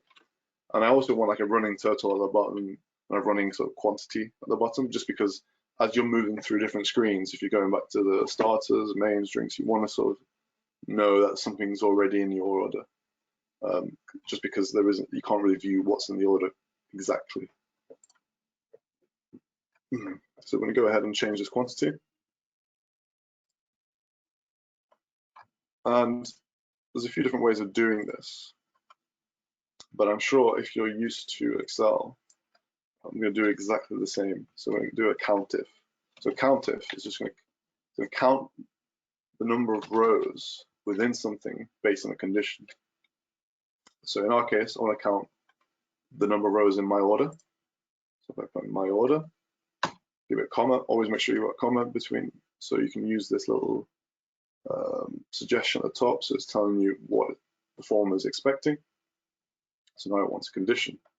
And our condition, in this case, is going to be this row itself within my order. One way of doing that is obviously using the ID of the item, just because it's a unique identifier. It's just a nice and easy way of checking. So if I type in menu item ID, this is our first ID in this list here. So this is the unique ID for each item. I'm going to do another equal. So this is obviously the condition itself as the sort of operator. And then we're going to type in this item. So what we want is this item's ID. So we're checking within our order, has this item been added? And it's counting how many times it's been added. Well, I close that. And straight away, it's actually giving us what we want. So these first two lager and ale that we added, it's giving us a quantity of 1. And for everything else, because we didn't add it, it's 0. So that's worked as expected. And obviously, we don't really need to test it through the preview because we can see it working there.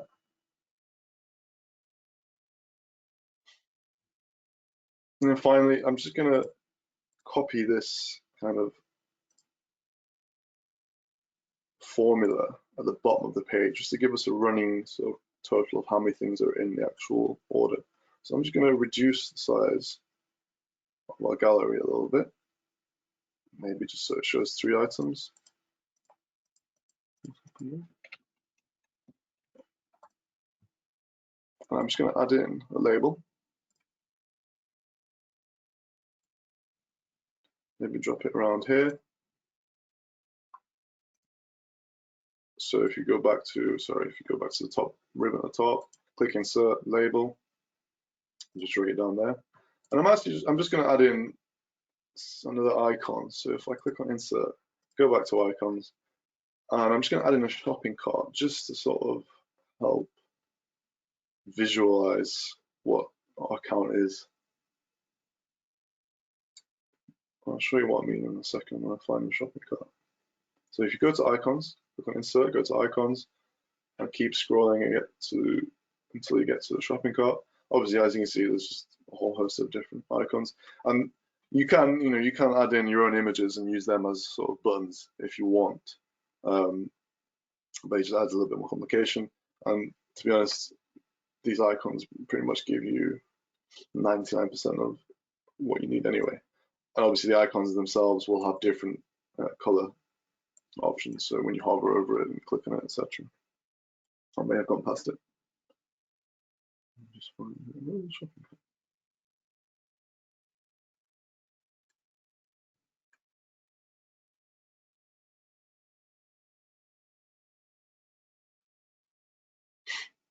There it is. I'm in the shopping cart. Let's drag it down. So I just want like a little UI piece at the bottom. So this text at the top is just going to show how many things are in this shopping cart. So what we can do is, instead of a countif, we can do a count rows instead. So count rows is just, it's going to count the number of rows within a data source. So once again, click on the label, go to text, and then in the formula bar type count rows, because all we want is just a number showing us how many items have been added to our order. And then we can just specify our collection itself. So my order, and close the brackets, and it's showing us 2. And then from here, we can just quickly make that a little bit more easy to see. Make it semi-bold maybe. I might even make it red. Why not? Make it dark red. Should we make it red?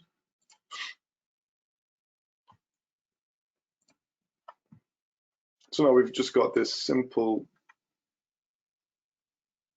way of counting how many rows we've got in our order. I've added a shopping cart because we're going to add also navigation to this. So it's working similarly to a web page. So we're trying to make this app as user-friendly as possible. So things that they're already familiar with. I'm sure everyone shops online a lot, so they're going to know by clicking on the shopping cart. It's going to take us to the shopping cart. And then just next to it, from what you've shown so far then, I mean, from my perspective, shopping cart, you have immediately got that thought that that's collecting my information, it's unique to me. But I guess given what you've shown so far, you could have words there. You could say my order, exactly, or my order summary, or whatever you wanted, perhaps, couldn't you? As long as you've got the functionality behind it. We'll do that just to demonstrate. So if you go back to this label, we can then just type in. And when you're trying to type in text into anywhere in this formula bar, you should always use opening, closing speech marks. So what that's saying is it's telling the formula that it's text there. It doesn't have, for example, this is not text, this is a collection. So it's not going to display my order as text, it's displaying the collection. Or if I was to type my order within speech marks, see how the color is different, and this color here basically indicates that it's text, so it's processing it as text. And then we're also going to add in an ampersand here, and what that's saying is basically it's concatenating these two items. So it's got the text, and then it's concatenating it with this function here, which is returning the number 2. So if I go back to this and just remove it, and I can put in items, I don't know, something like that. What number of items, whatever you want to type in. Add a space in just so we can separate them. And it'll just sort of give us a little label as to what's happening. Now, for me, I don't really want this because it's a bit clunky. I'm just gonna, you could even put it in the middle of the shopping cart. So it's just kind of imitating like a graphic design. Obviously, it's 2 separate elements. We've got the text box and shopping cart icon, but it's just to make things really quick and easy. We've put them next to each other, so it's quite intuitive. The user knows that's how many items are in the shopping cart. And then next to it, on the right, we're going to display running total. So if you go back to insert, and insert label, and we're just going to put it somewhere to the right of this here. So just like I showed you there with the concatenation, I'm going to type in this text of this label, so make sure it's in the text property, type total, semicolon, space, and then we're going to add on, using the ampersand, the actual running total. And just like Excel, we use sum. So it's pretty simple, pretty easy. And the sum, once again, we type in my order, so we're referencing our collection. If I add a comma, it'll bring through the headers again. And we're going to select item price and the close brackets. Now, at the moment, you may think this is not correct because it's not taking into consideration our quantity.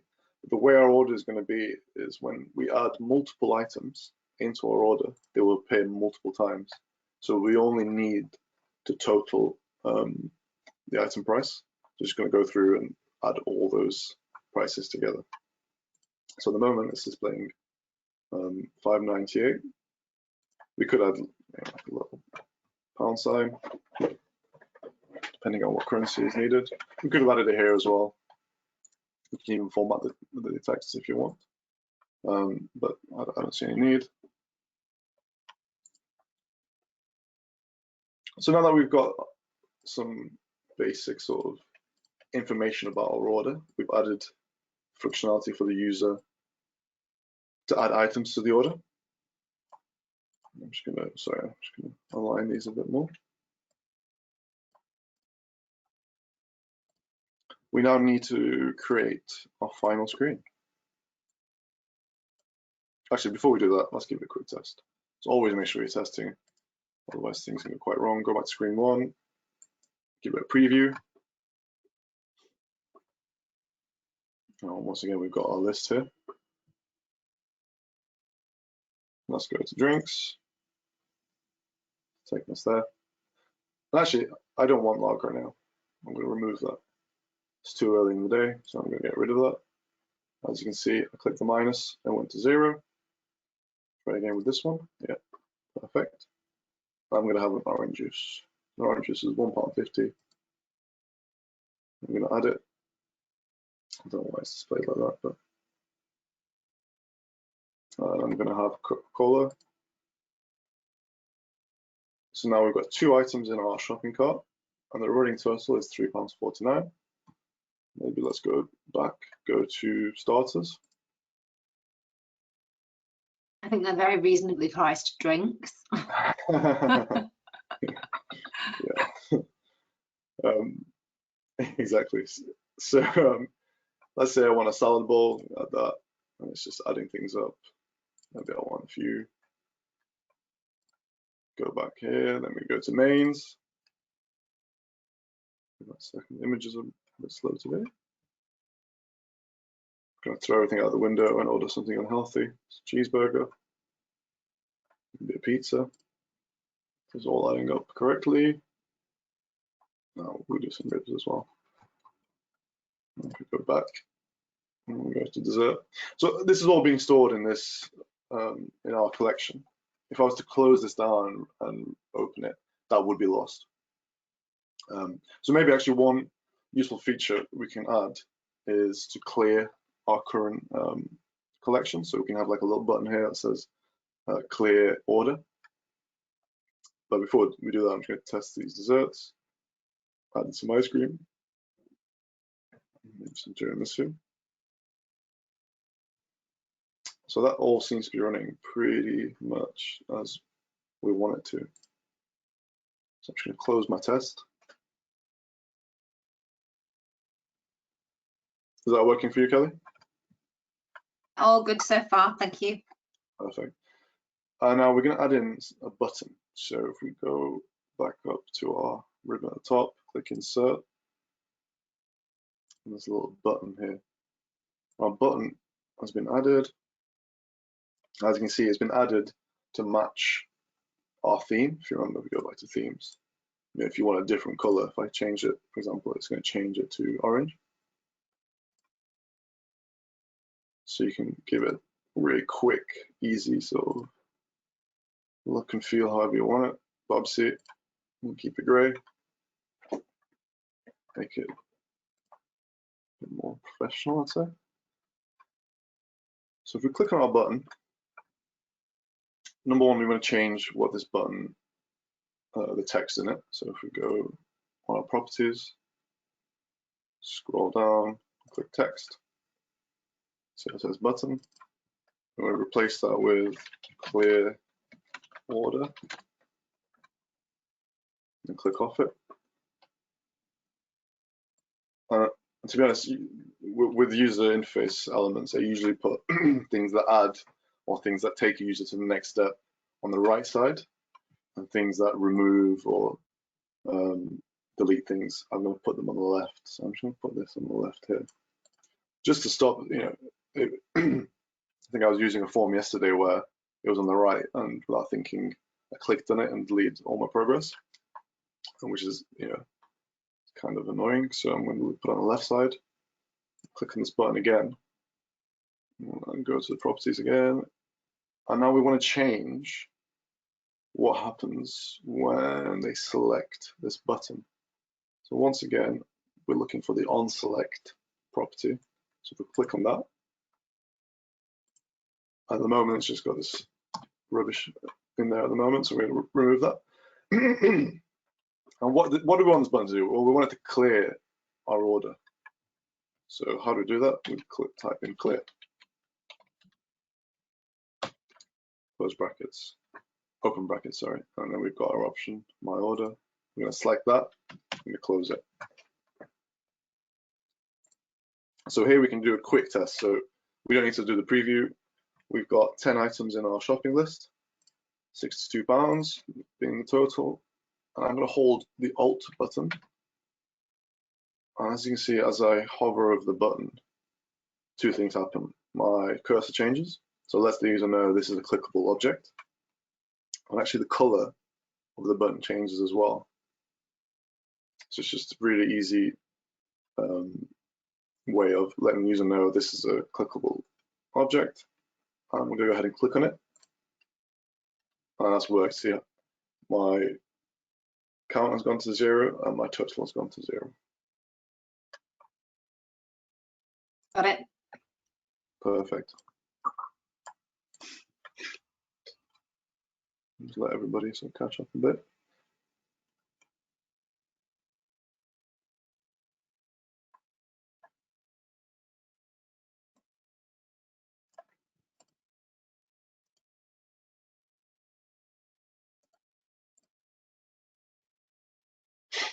And then we want to add in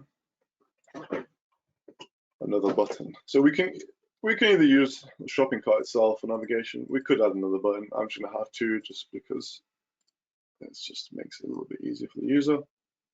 So once again, go to our top ribbon, click insert, click button. We've got a button that looks exactly the same as this one that we just added. So this is where we can sort of customize things in itself. For example, I could make this red just to further indicate to the user that this clear order does something, that they may not want.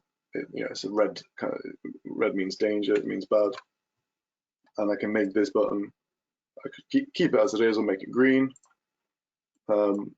With manually changing colors though, we need to obviously change some other features like the hover fill and the pressed fill. So if I go back to this button and click on it, see how it changes color when I click on it compared to normal? So we've got the hover fill and this is the pressed fill. So you can go in and change those if you want. I'm just going to leave it for now. I'm just going to select this button here, make sure that's all aligned. Once again, we're going to change the text property.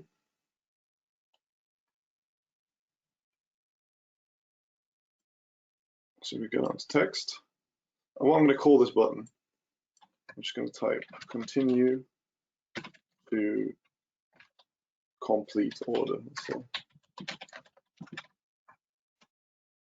it's letting the user know this button doesn't yet finalize the order itself. It's just going to take us to the next screen where we're going to be able to finalize the order and finally send a notification.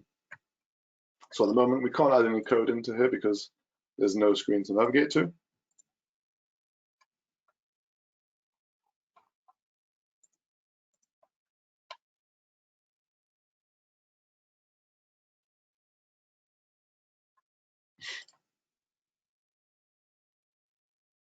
Now I'm just going to quickly, before we break for lunch, I think it's time for another final sort of test before we actually get to that screen, because we don't want to be creating an order, an email notification if we can't create an order properly. So I'm going to go back to screen one. I'm going to hit play. I'm going to start with drinks again.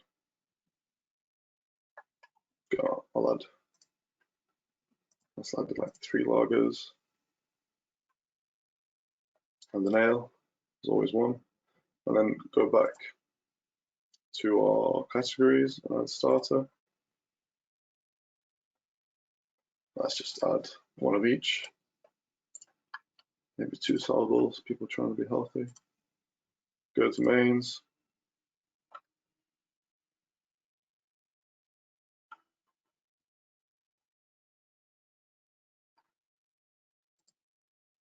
Some typos in there, great. Add the chicken burger. We'll add 3 double cheeseburgers. As you can see, it's all adding up correctly. So we're going to go back to our categories. And finally, just some desserts. So an ice cream. Let's make 2 ice cream and 2 sorbets. So it's given us a running total of £108, 17 items in our order. And now we realized, oh no, actually, this table needs to go, or we need to remove this order, or something's gone wrong. Oh, actually, before we do that, let's remove some items. So let's get rid of these ice creams. Let's say they didn't want desserts. So as we can see, it's taking us back to this total of £88 and 13 items. And if we go back to our mains. So when you're testing, it's always important to try and imagine every scenario, and I'm sure if you've used these apps before, they'll give you good insight as to how a user is expected to use it. But you should always sort of try and account for things that are out of the ordinary. If somebody's basically try and break what you've done, and that's how you really test things. So I'm just going to remove these fish and chips. So I'm just making sure that it's updating our list correctly. That's some spaghetti meatballs, £84, that's some pizza.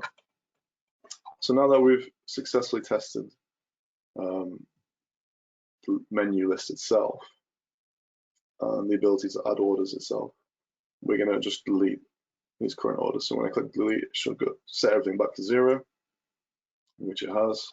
And then I can start again. I can just make sure when I add it's working, delete. And I can say that this app is running as expected.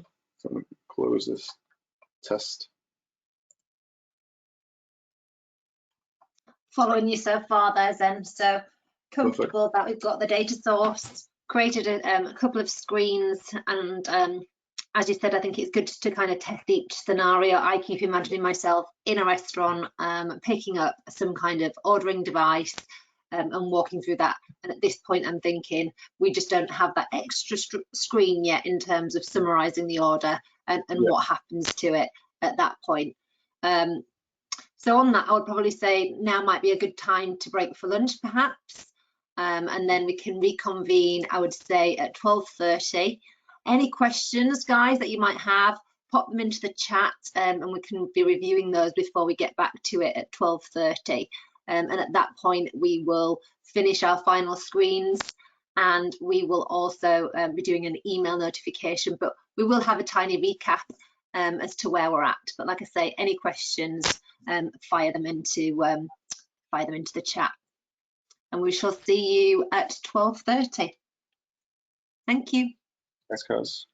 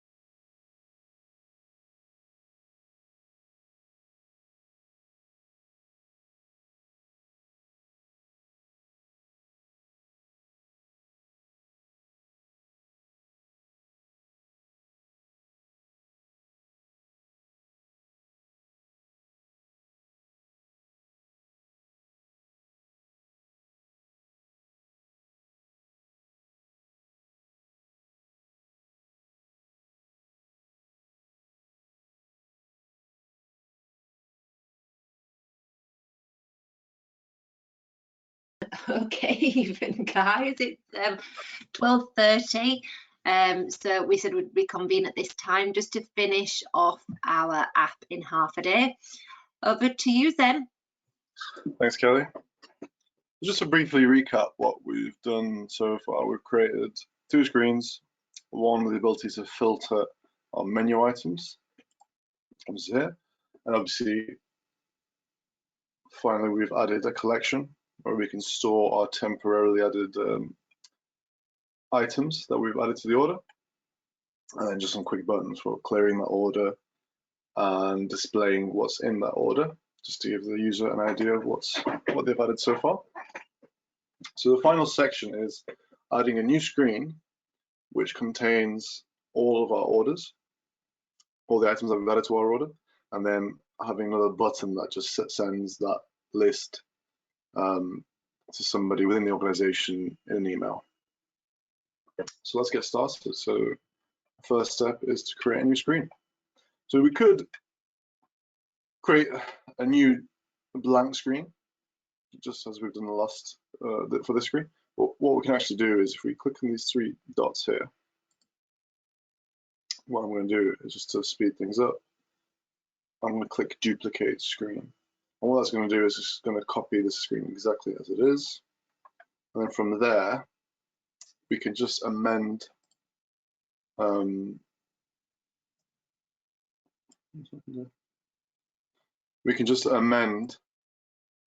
what we need just to edit this screen. So we've got this new screen. Now, what we're going to do is we're going to just remove a few things, move things around. I'm going to create like a summary screen that's going to contain all our items that we've added to our order. So the first step, I'm just going to amend this menu. Double click on it. I'm going to type order. Call it whatever you want. I'm just going to call it order. And then what we actually want is we can keep this list exactly as it is. You could just remove the image, you know, if you can have quite a few items in there. Maybe we don't want this gallery to be so big. So if I delete this image, what's going to happen is we're going to lose that label. Because if you remember back to the beginning, this title here was dependent on that label. So we get this little error here. So we just click on the error. It'll give you the option to edit the particular property that's failed in the formula bar. So if we look here, it's taken us to this X coordinate. And what we want to do is referencing that image that we just deleted. So we just want to get rid of any references to that image. Delete them. It should come back. So there's still another error somewhere within this label. So if I click on this error again, edit in the formula bar, and again it's referenced the image width. So we're just going to get rid of all the references. I'm going to set it to 104, and now it's come back. So we've got the label back in the app.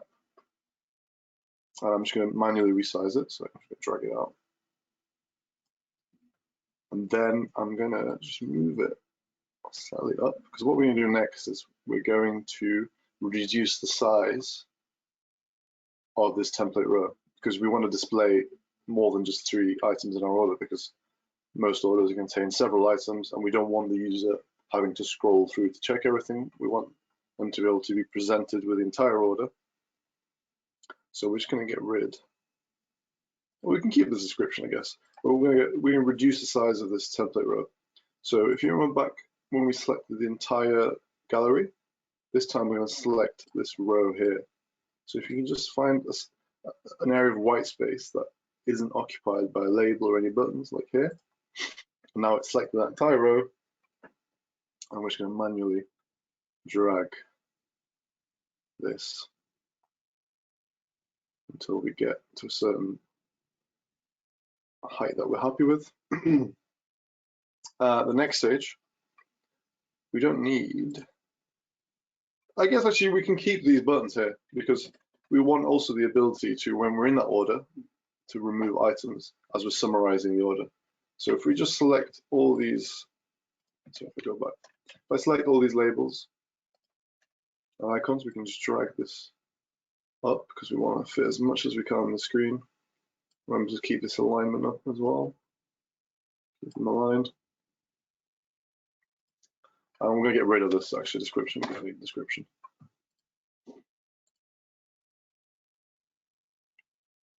I'll just give you a moment. And again, we're just going to resize this template row. Just keep dragging it until basically we've just got one row.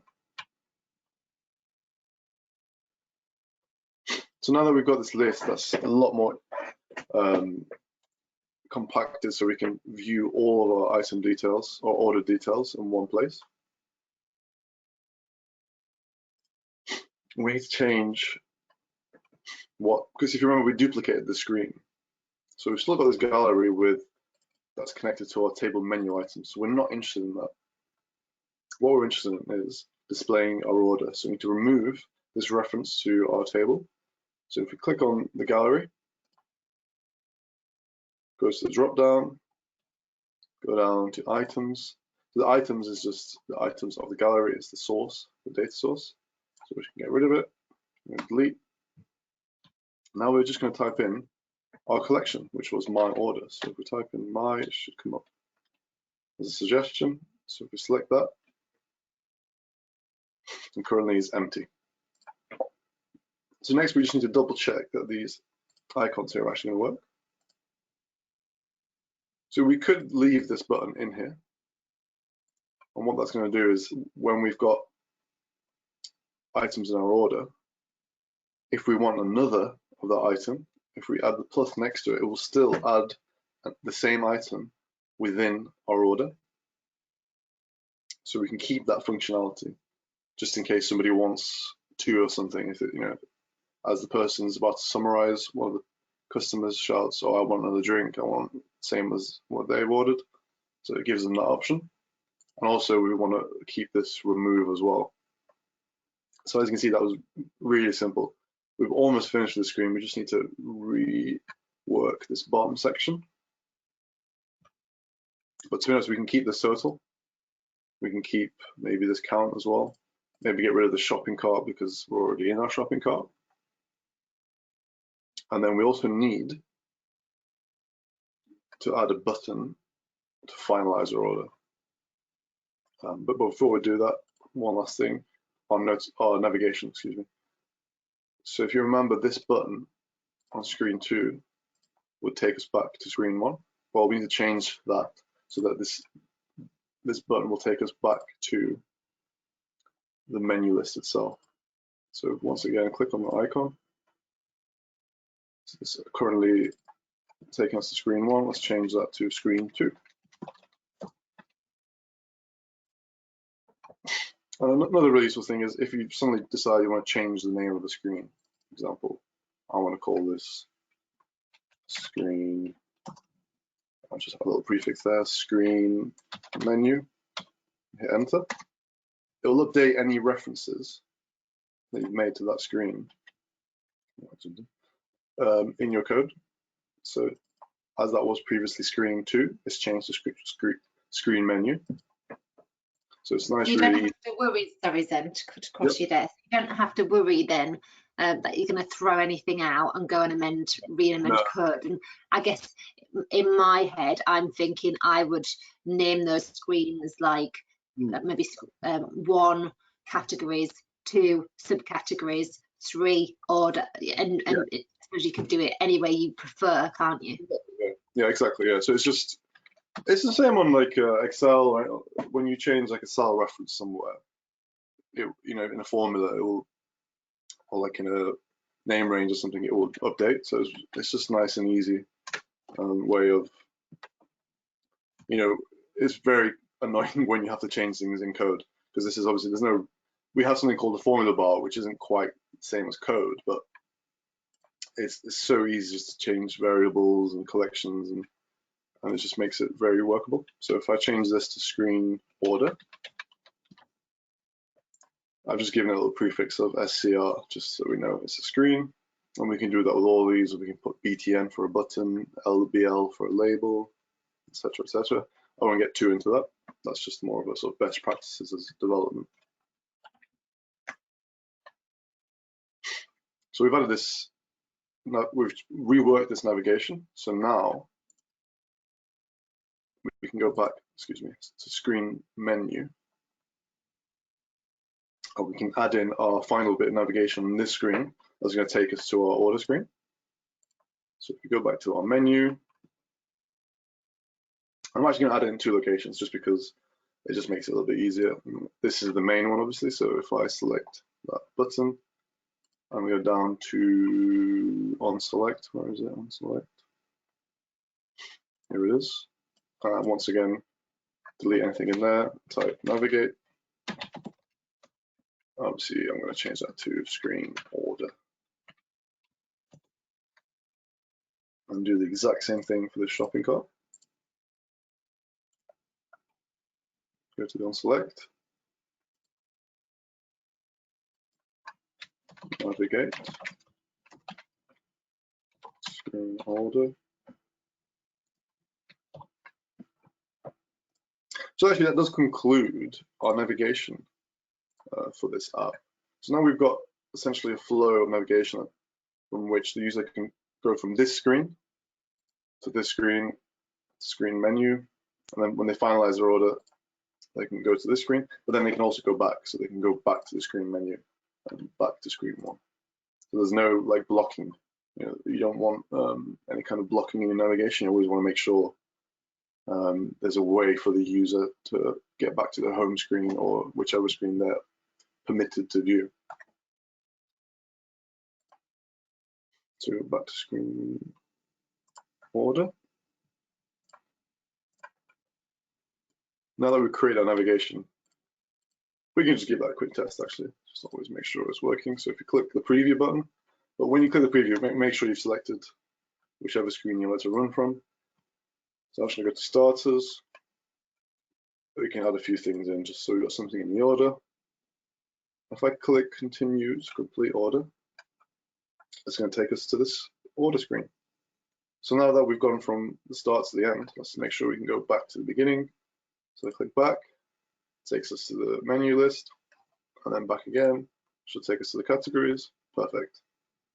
So our navigation is working as we expected. Try this button here, takes us to the orders and so on. So our navigation is working as expected. So we go to our screen order again. I just want to rework this bottom section. So what we don't really want is we don't want the shopping cart. Get rid of that. We don't really, we could keep this, I guess, but I'm going to remove it for now. So we don't need to keep a count of how many items we've got in our order because we can view everything here. And I'm just going to change this button to say complete order. And then we're going to change the actual functionality of it. So if I double click on it, we change it that way. It's an easy, quick way. Complete order. Obviously, go up to this properties drop down, and you can change it from the text property here. You see that's updated based on what I've just done. I'm going to keep this quite large just because it's nice and prominent. So maybe move it here and just align this total. Maybe make it a bit bigger. But you can do anything you want here, really. We can also, there's a little feature here, it's called auto height. And what that does is if you've got like a label or something that's going to change its value based on whatever's happening. For example, if this total was to suddenly get into triple digits, it would resize based on how many letters you've got in your label. It's a nice, easy way of making sure that nothing's ever cut off or nothing's ever out of place. Should realign that. Yeah.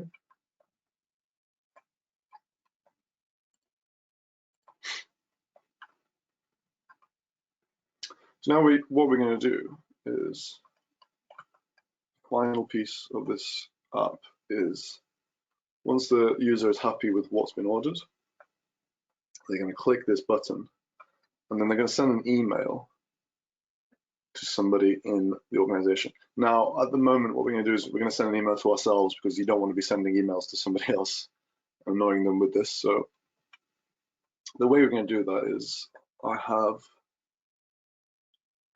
a little bit of code. Let me just bring it up for 1 second. So in this instance, then this is the point, say we're in the restaurant, we're ready to submit our order, and the functionality we're now applying is, in essence, sending that order to the kitchen. Yeah, exactly. Yeah. But just for the test of this app, we're going to send it to an email to ourselves. Obviously, you can change that if you want, but I'm going to keep it as it is.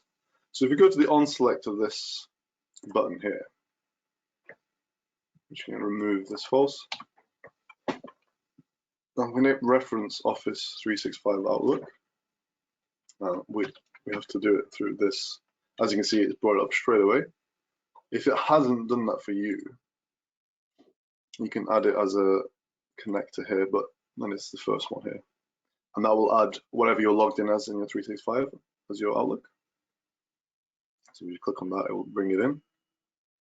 Obviously, mine's already in there and it's brought in a duplicate, so I'm just going to remove it. But those are the steps for you. Yours will look exactly the same as this here.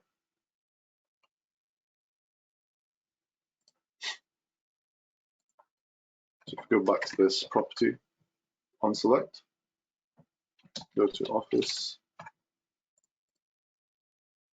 I'm also pretty sure if you just type in this exact text here and then use it, it will automatically add the data connection. And we're given these different functions within the Outlook connector.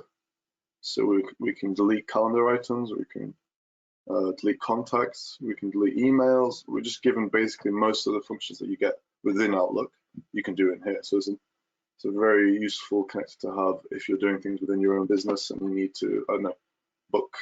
You can even, you can book meetings through the Power Up. You can, as we've done, we've booked slots for visiting the office, so working from the office. So you can directly connect to your Outlook. But what we're interested in here is we're interested in sending an email. So we need to find a function that will allow us to send an email. So we're just going to select the send email.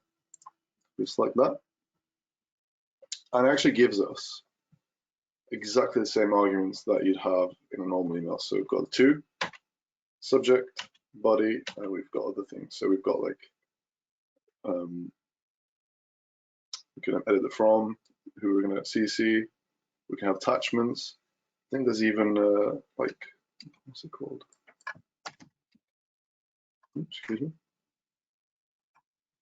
Like the urgency of the email. What's that called? What it's called. So you can basically dictate everything you want in a normal email in here. The only difference being is that when we reference the body, we want to use something called HTML. Now, HTML is basically a markup language for websites. So however something's outlined on a web page, we use HTML to dictate how that's laid out. And there's a few easy ways of doing that. You can actually view an email's body in Outlook, and it'll give you the HTML code, and you just copy that and make a change. But I'm actually going to provide it for you because it's a little bit tricky. It's not difficult, it's just a bit fiddly. Basically, in our body, because we're going to be structuring it as a table, it's just there's a little bit extra work required in terms of laying out that HTML code. But before we get to that, I'm just going to set out who we're sending this to. And there's a nice little object that we can reference, which is user. Now, user is whoever's logged in on the app. So if you deploy this later on, we'll talk about deploying it. If you deploy it to, if you share it with somebody, if they log in, this user is going to reference whoever it is that's logged in. So if I share this with Kelly and then she uses this app, this reference here is going to take all her details. And if I add another full stop, it will give us. So actually, we can use Kelly's email, we can use a full name. If she's got a profile picture, it could take that as well. Obviously, for this case, we want the email. So what that's going to do is it's going to send an email to this address. So whoever's using the app, it's going to send an email to their address. And the next stop is subject. So we can just specify subject. In this case, we can just type order. You can type anything you want here. You can make it dynamic. You can give it time of day. But I think it's for just today's purposes, that will be fine.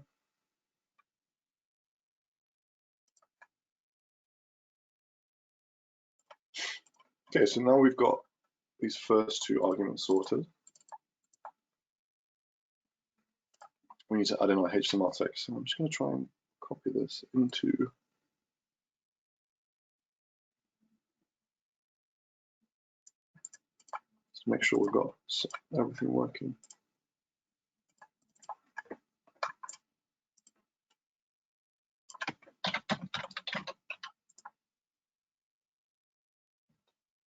before we do that, I'm just going to change, because when we're referencing objects in our HTML code, similarly to the screens, we don't want, if you look here, these kind of names like button2_1, it doesn't really tell us what that button is. It doesn't really tell us anything. For example, we're going to be using this total here.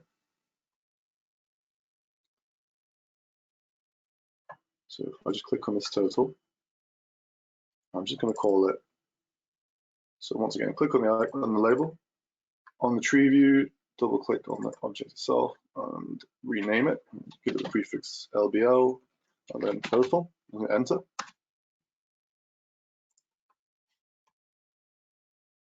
I can go ahead and copy this HTML code in.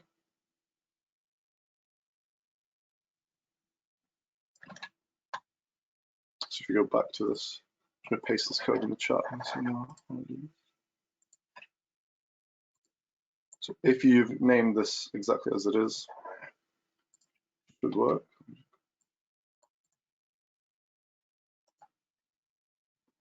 So I'm going to paste this code.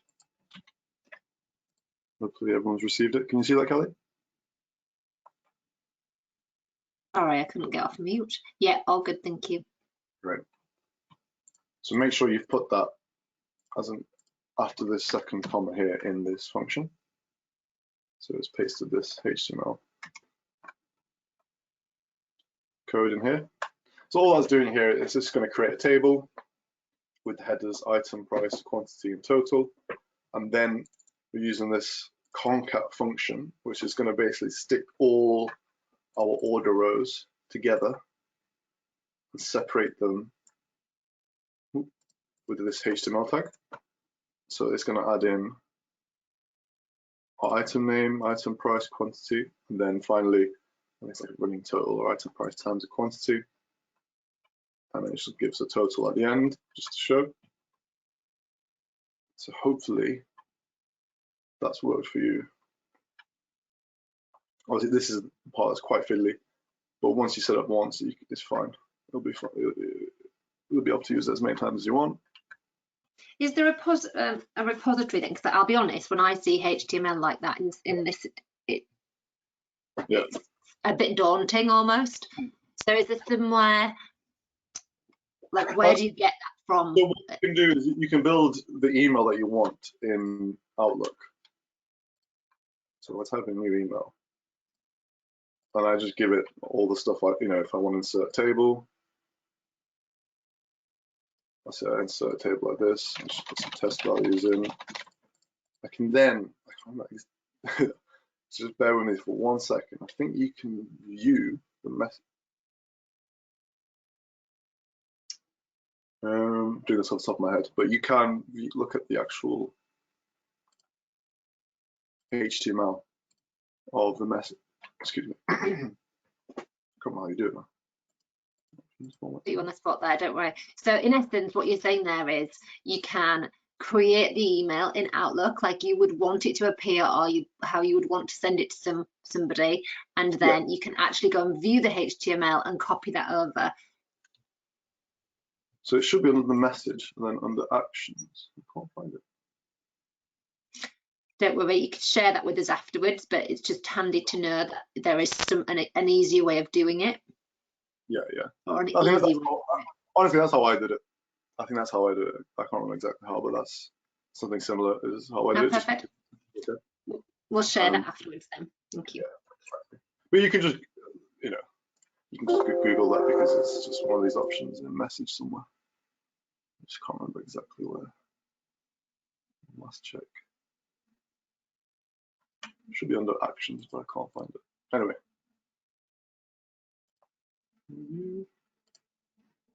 Text. Anyway. If we go back to our app. I think once I created that, obviously I replaced my dummy values that I put in that email with our actual values here. So these are actually the fields that we're taking from our order. So now that we've done that, we can actually just give it a quick test. So hopefully, when we add some items to our order, excuse me, when you click complete order, it's going to send an email to this email address, being me who's logged in. with the subject order and all the subsequent items that we've added in a table. Let's give that a quick test. Excuse me. So currently we've got these 2 items in our order. We could just do a quick test here. We'll add a few more things in. So I'm just going to run the app. I think it's also very important when you're testing, you're trying to test it like you would a user. Because, you know, whilst you're developing something, it's very easy to sort of tunnel vision, just see it through your eyes rather than the user's eyes. Which is partly why we've got Kelly on the call. Is sometimes when I'm explaining things, it's very hard for me to sort of look at it from not only my eyes but from somebody else's eyes. It's hard to, you know, try and explain exactly what I'm doing.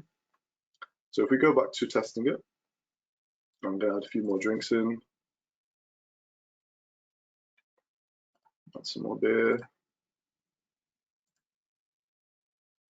Maybe go to some mains because we've already got 2 starters.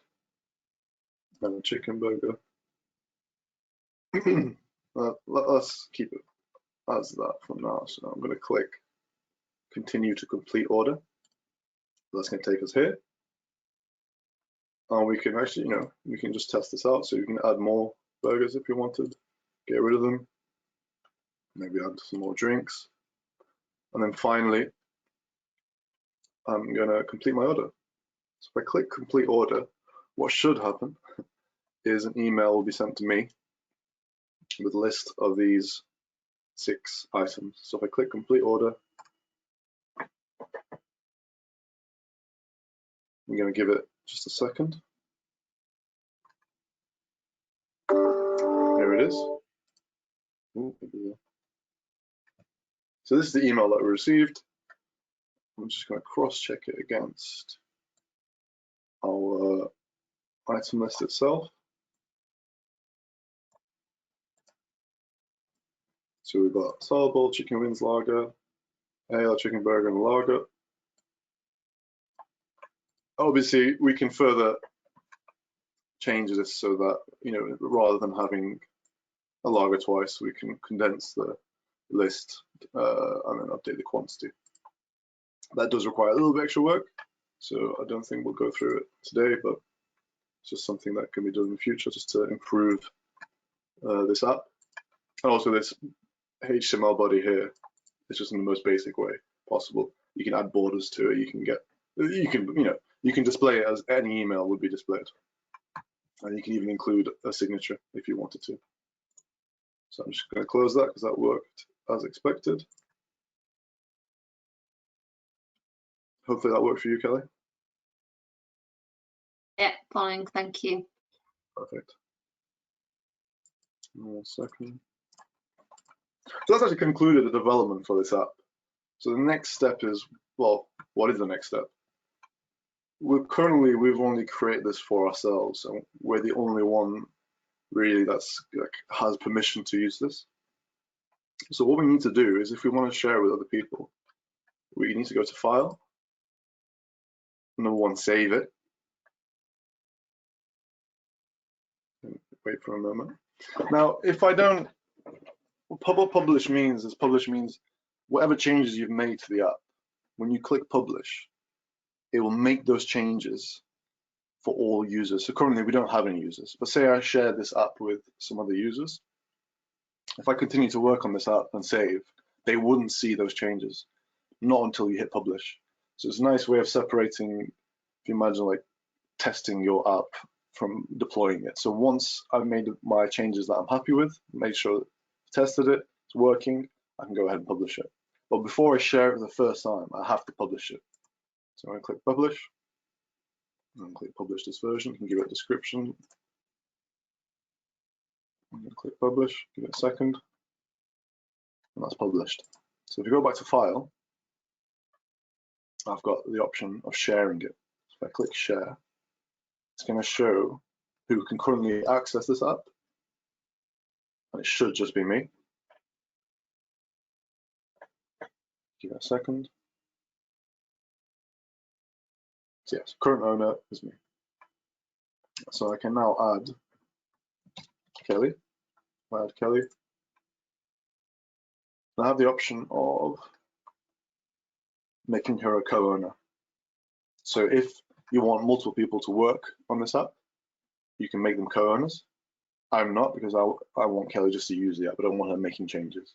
So I'm going to click share. And what's going to happen is Kelly's going to receive an email with this web link here. And that web link is one way that the user can use this app. And they can just select that and it'll take them into a web browser and they can use it from there. Another way is through a tablet or phone. And to do that, they first have to download the Power Apps application on their laptop or phone. I think if you're an Android, you can use the Play Store, just find the Power Apps there. And once you've shared it, it will become available within that application on their laptop or phone. Another way, which we can see here, is to add this to Teams. So if you're currently using Teams, you can share an app across your Teams environment. You can embed it into a chat or like a team itself. So you can do that here by just clicking Add Teams, and then you add Teams. I've just received that email then, so assuming anybody has got the environment as we have set up, once they receive that email, they're okay to use if they've got the license types, etc. Thank you. And then, and then you'll also see the app if it's been shared with you in this environment itself, in the apps. Go back.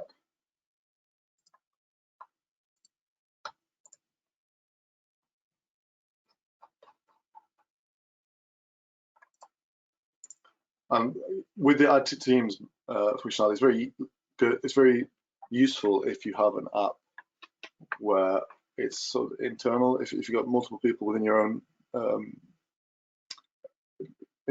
business working on it, and if you've got teams within that business, you can create apps for just a certain team, and they can utilize that in their chat. So whilst they're talking on it, so for example, with our booking system for our office, we've embedded it in Teams, and if a certain team needs to be in on that day, if they're working on the same project, they can just go ahead and book that day. But that really, that's really that from me. We've successfully created this app. If you go back to it, click edit. Hopefully, if you followed my steps, you've managed to get to the same stage that we're at here, which is, ignore that. Which I am, so I'm taking that to mean that I have managed to build an app, which has been really, really good actually. Exactly. I hope everybody found that useful, and hopefully you get to see now just how easy it can be to use Power Apps within a business. So whether it be your own business or your client's business, it might be that some of your clients are asking you about Power Apps. So maybe you just feel a little bit more comfortable now in having sort of richer discussions with them, or just give it a go and create something within your business. A couple of questions then. So one of them was around sharing, which is what you've just addressed there. And another one here, how long would it have taken you to build this exact app if you were not walking us through it today? So once we had that sort of data set up initially, I think with a lot of apps, that is like one of the main things. But if you're running a business, you're going to have that set up anyway. And you're going to build an app around that data, which kind of goes back to that first point around canvas versus model driven. So depending on how your data has been set up, if it's been set up in a Dataverse, you've got the option of using the model driven, which is an entire end-to-end system. But for most cases, when you use a canvas app like this, so if you've got your data set up, I think this would have taken 15 minutes, something like that. So without testing properly. So obviously the next stage would have been to finish development, send it out to people to test, and then respond to any feedback. But within 15 minutes, you've basically got a running app ready for use. Perfect. Thank you. And just to reiterate the point that you'd be able to, if we can share afterwards, the steps by which you can copy HTML. So if you are wanting to do those email notifications, So what we'll do is send a wrap up of sort of useful tips and stages that we've gone through today for you all. In terms of next steps, you will receive an email following this session, and it will give you a link to where this video will be hosted on YouTube on demand, so you can go back and reference anything or share it with your colleagues and watch it at a later date. And just to mention also, we're doing a series of these events over a course of 6 months, and the next one next month we're doing a Power Hour on Power BI, so just 1 hour long session, really kind of get into what a dashboard looks like, again connecting to a data source and how you can visualize data. So less of you building along with us, but more showing you the art of the possible. So details will follow on that also. And with that, a big thank you for tracking with us this morning, this afternoon. Any questions, do fire them into the chat, we'll pick them up, or do email directly to the email address that will be sent to you after this session, and we'll get back to you then. Have a good afternoon, everybody. Thank you. Everybody. Cheers then. Thank you.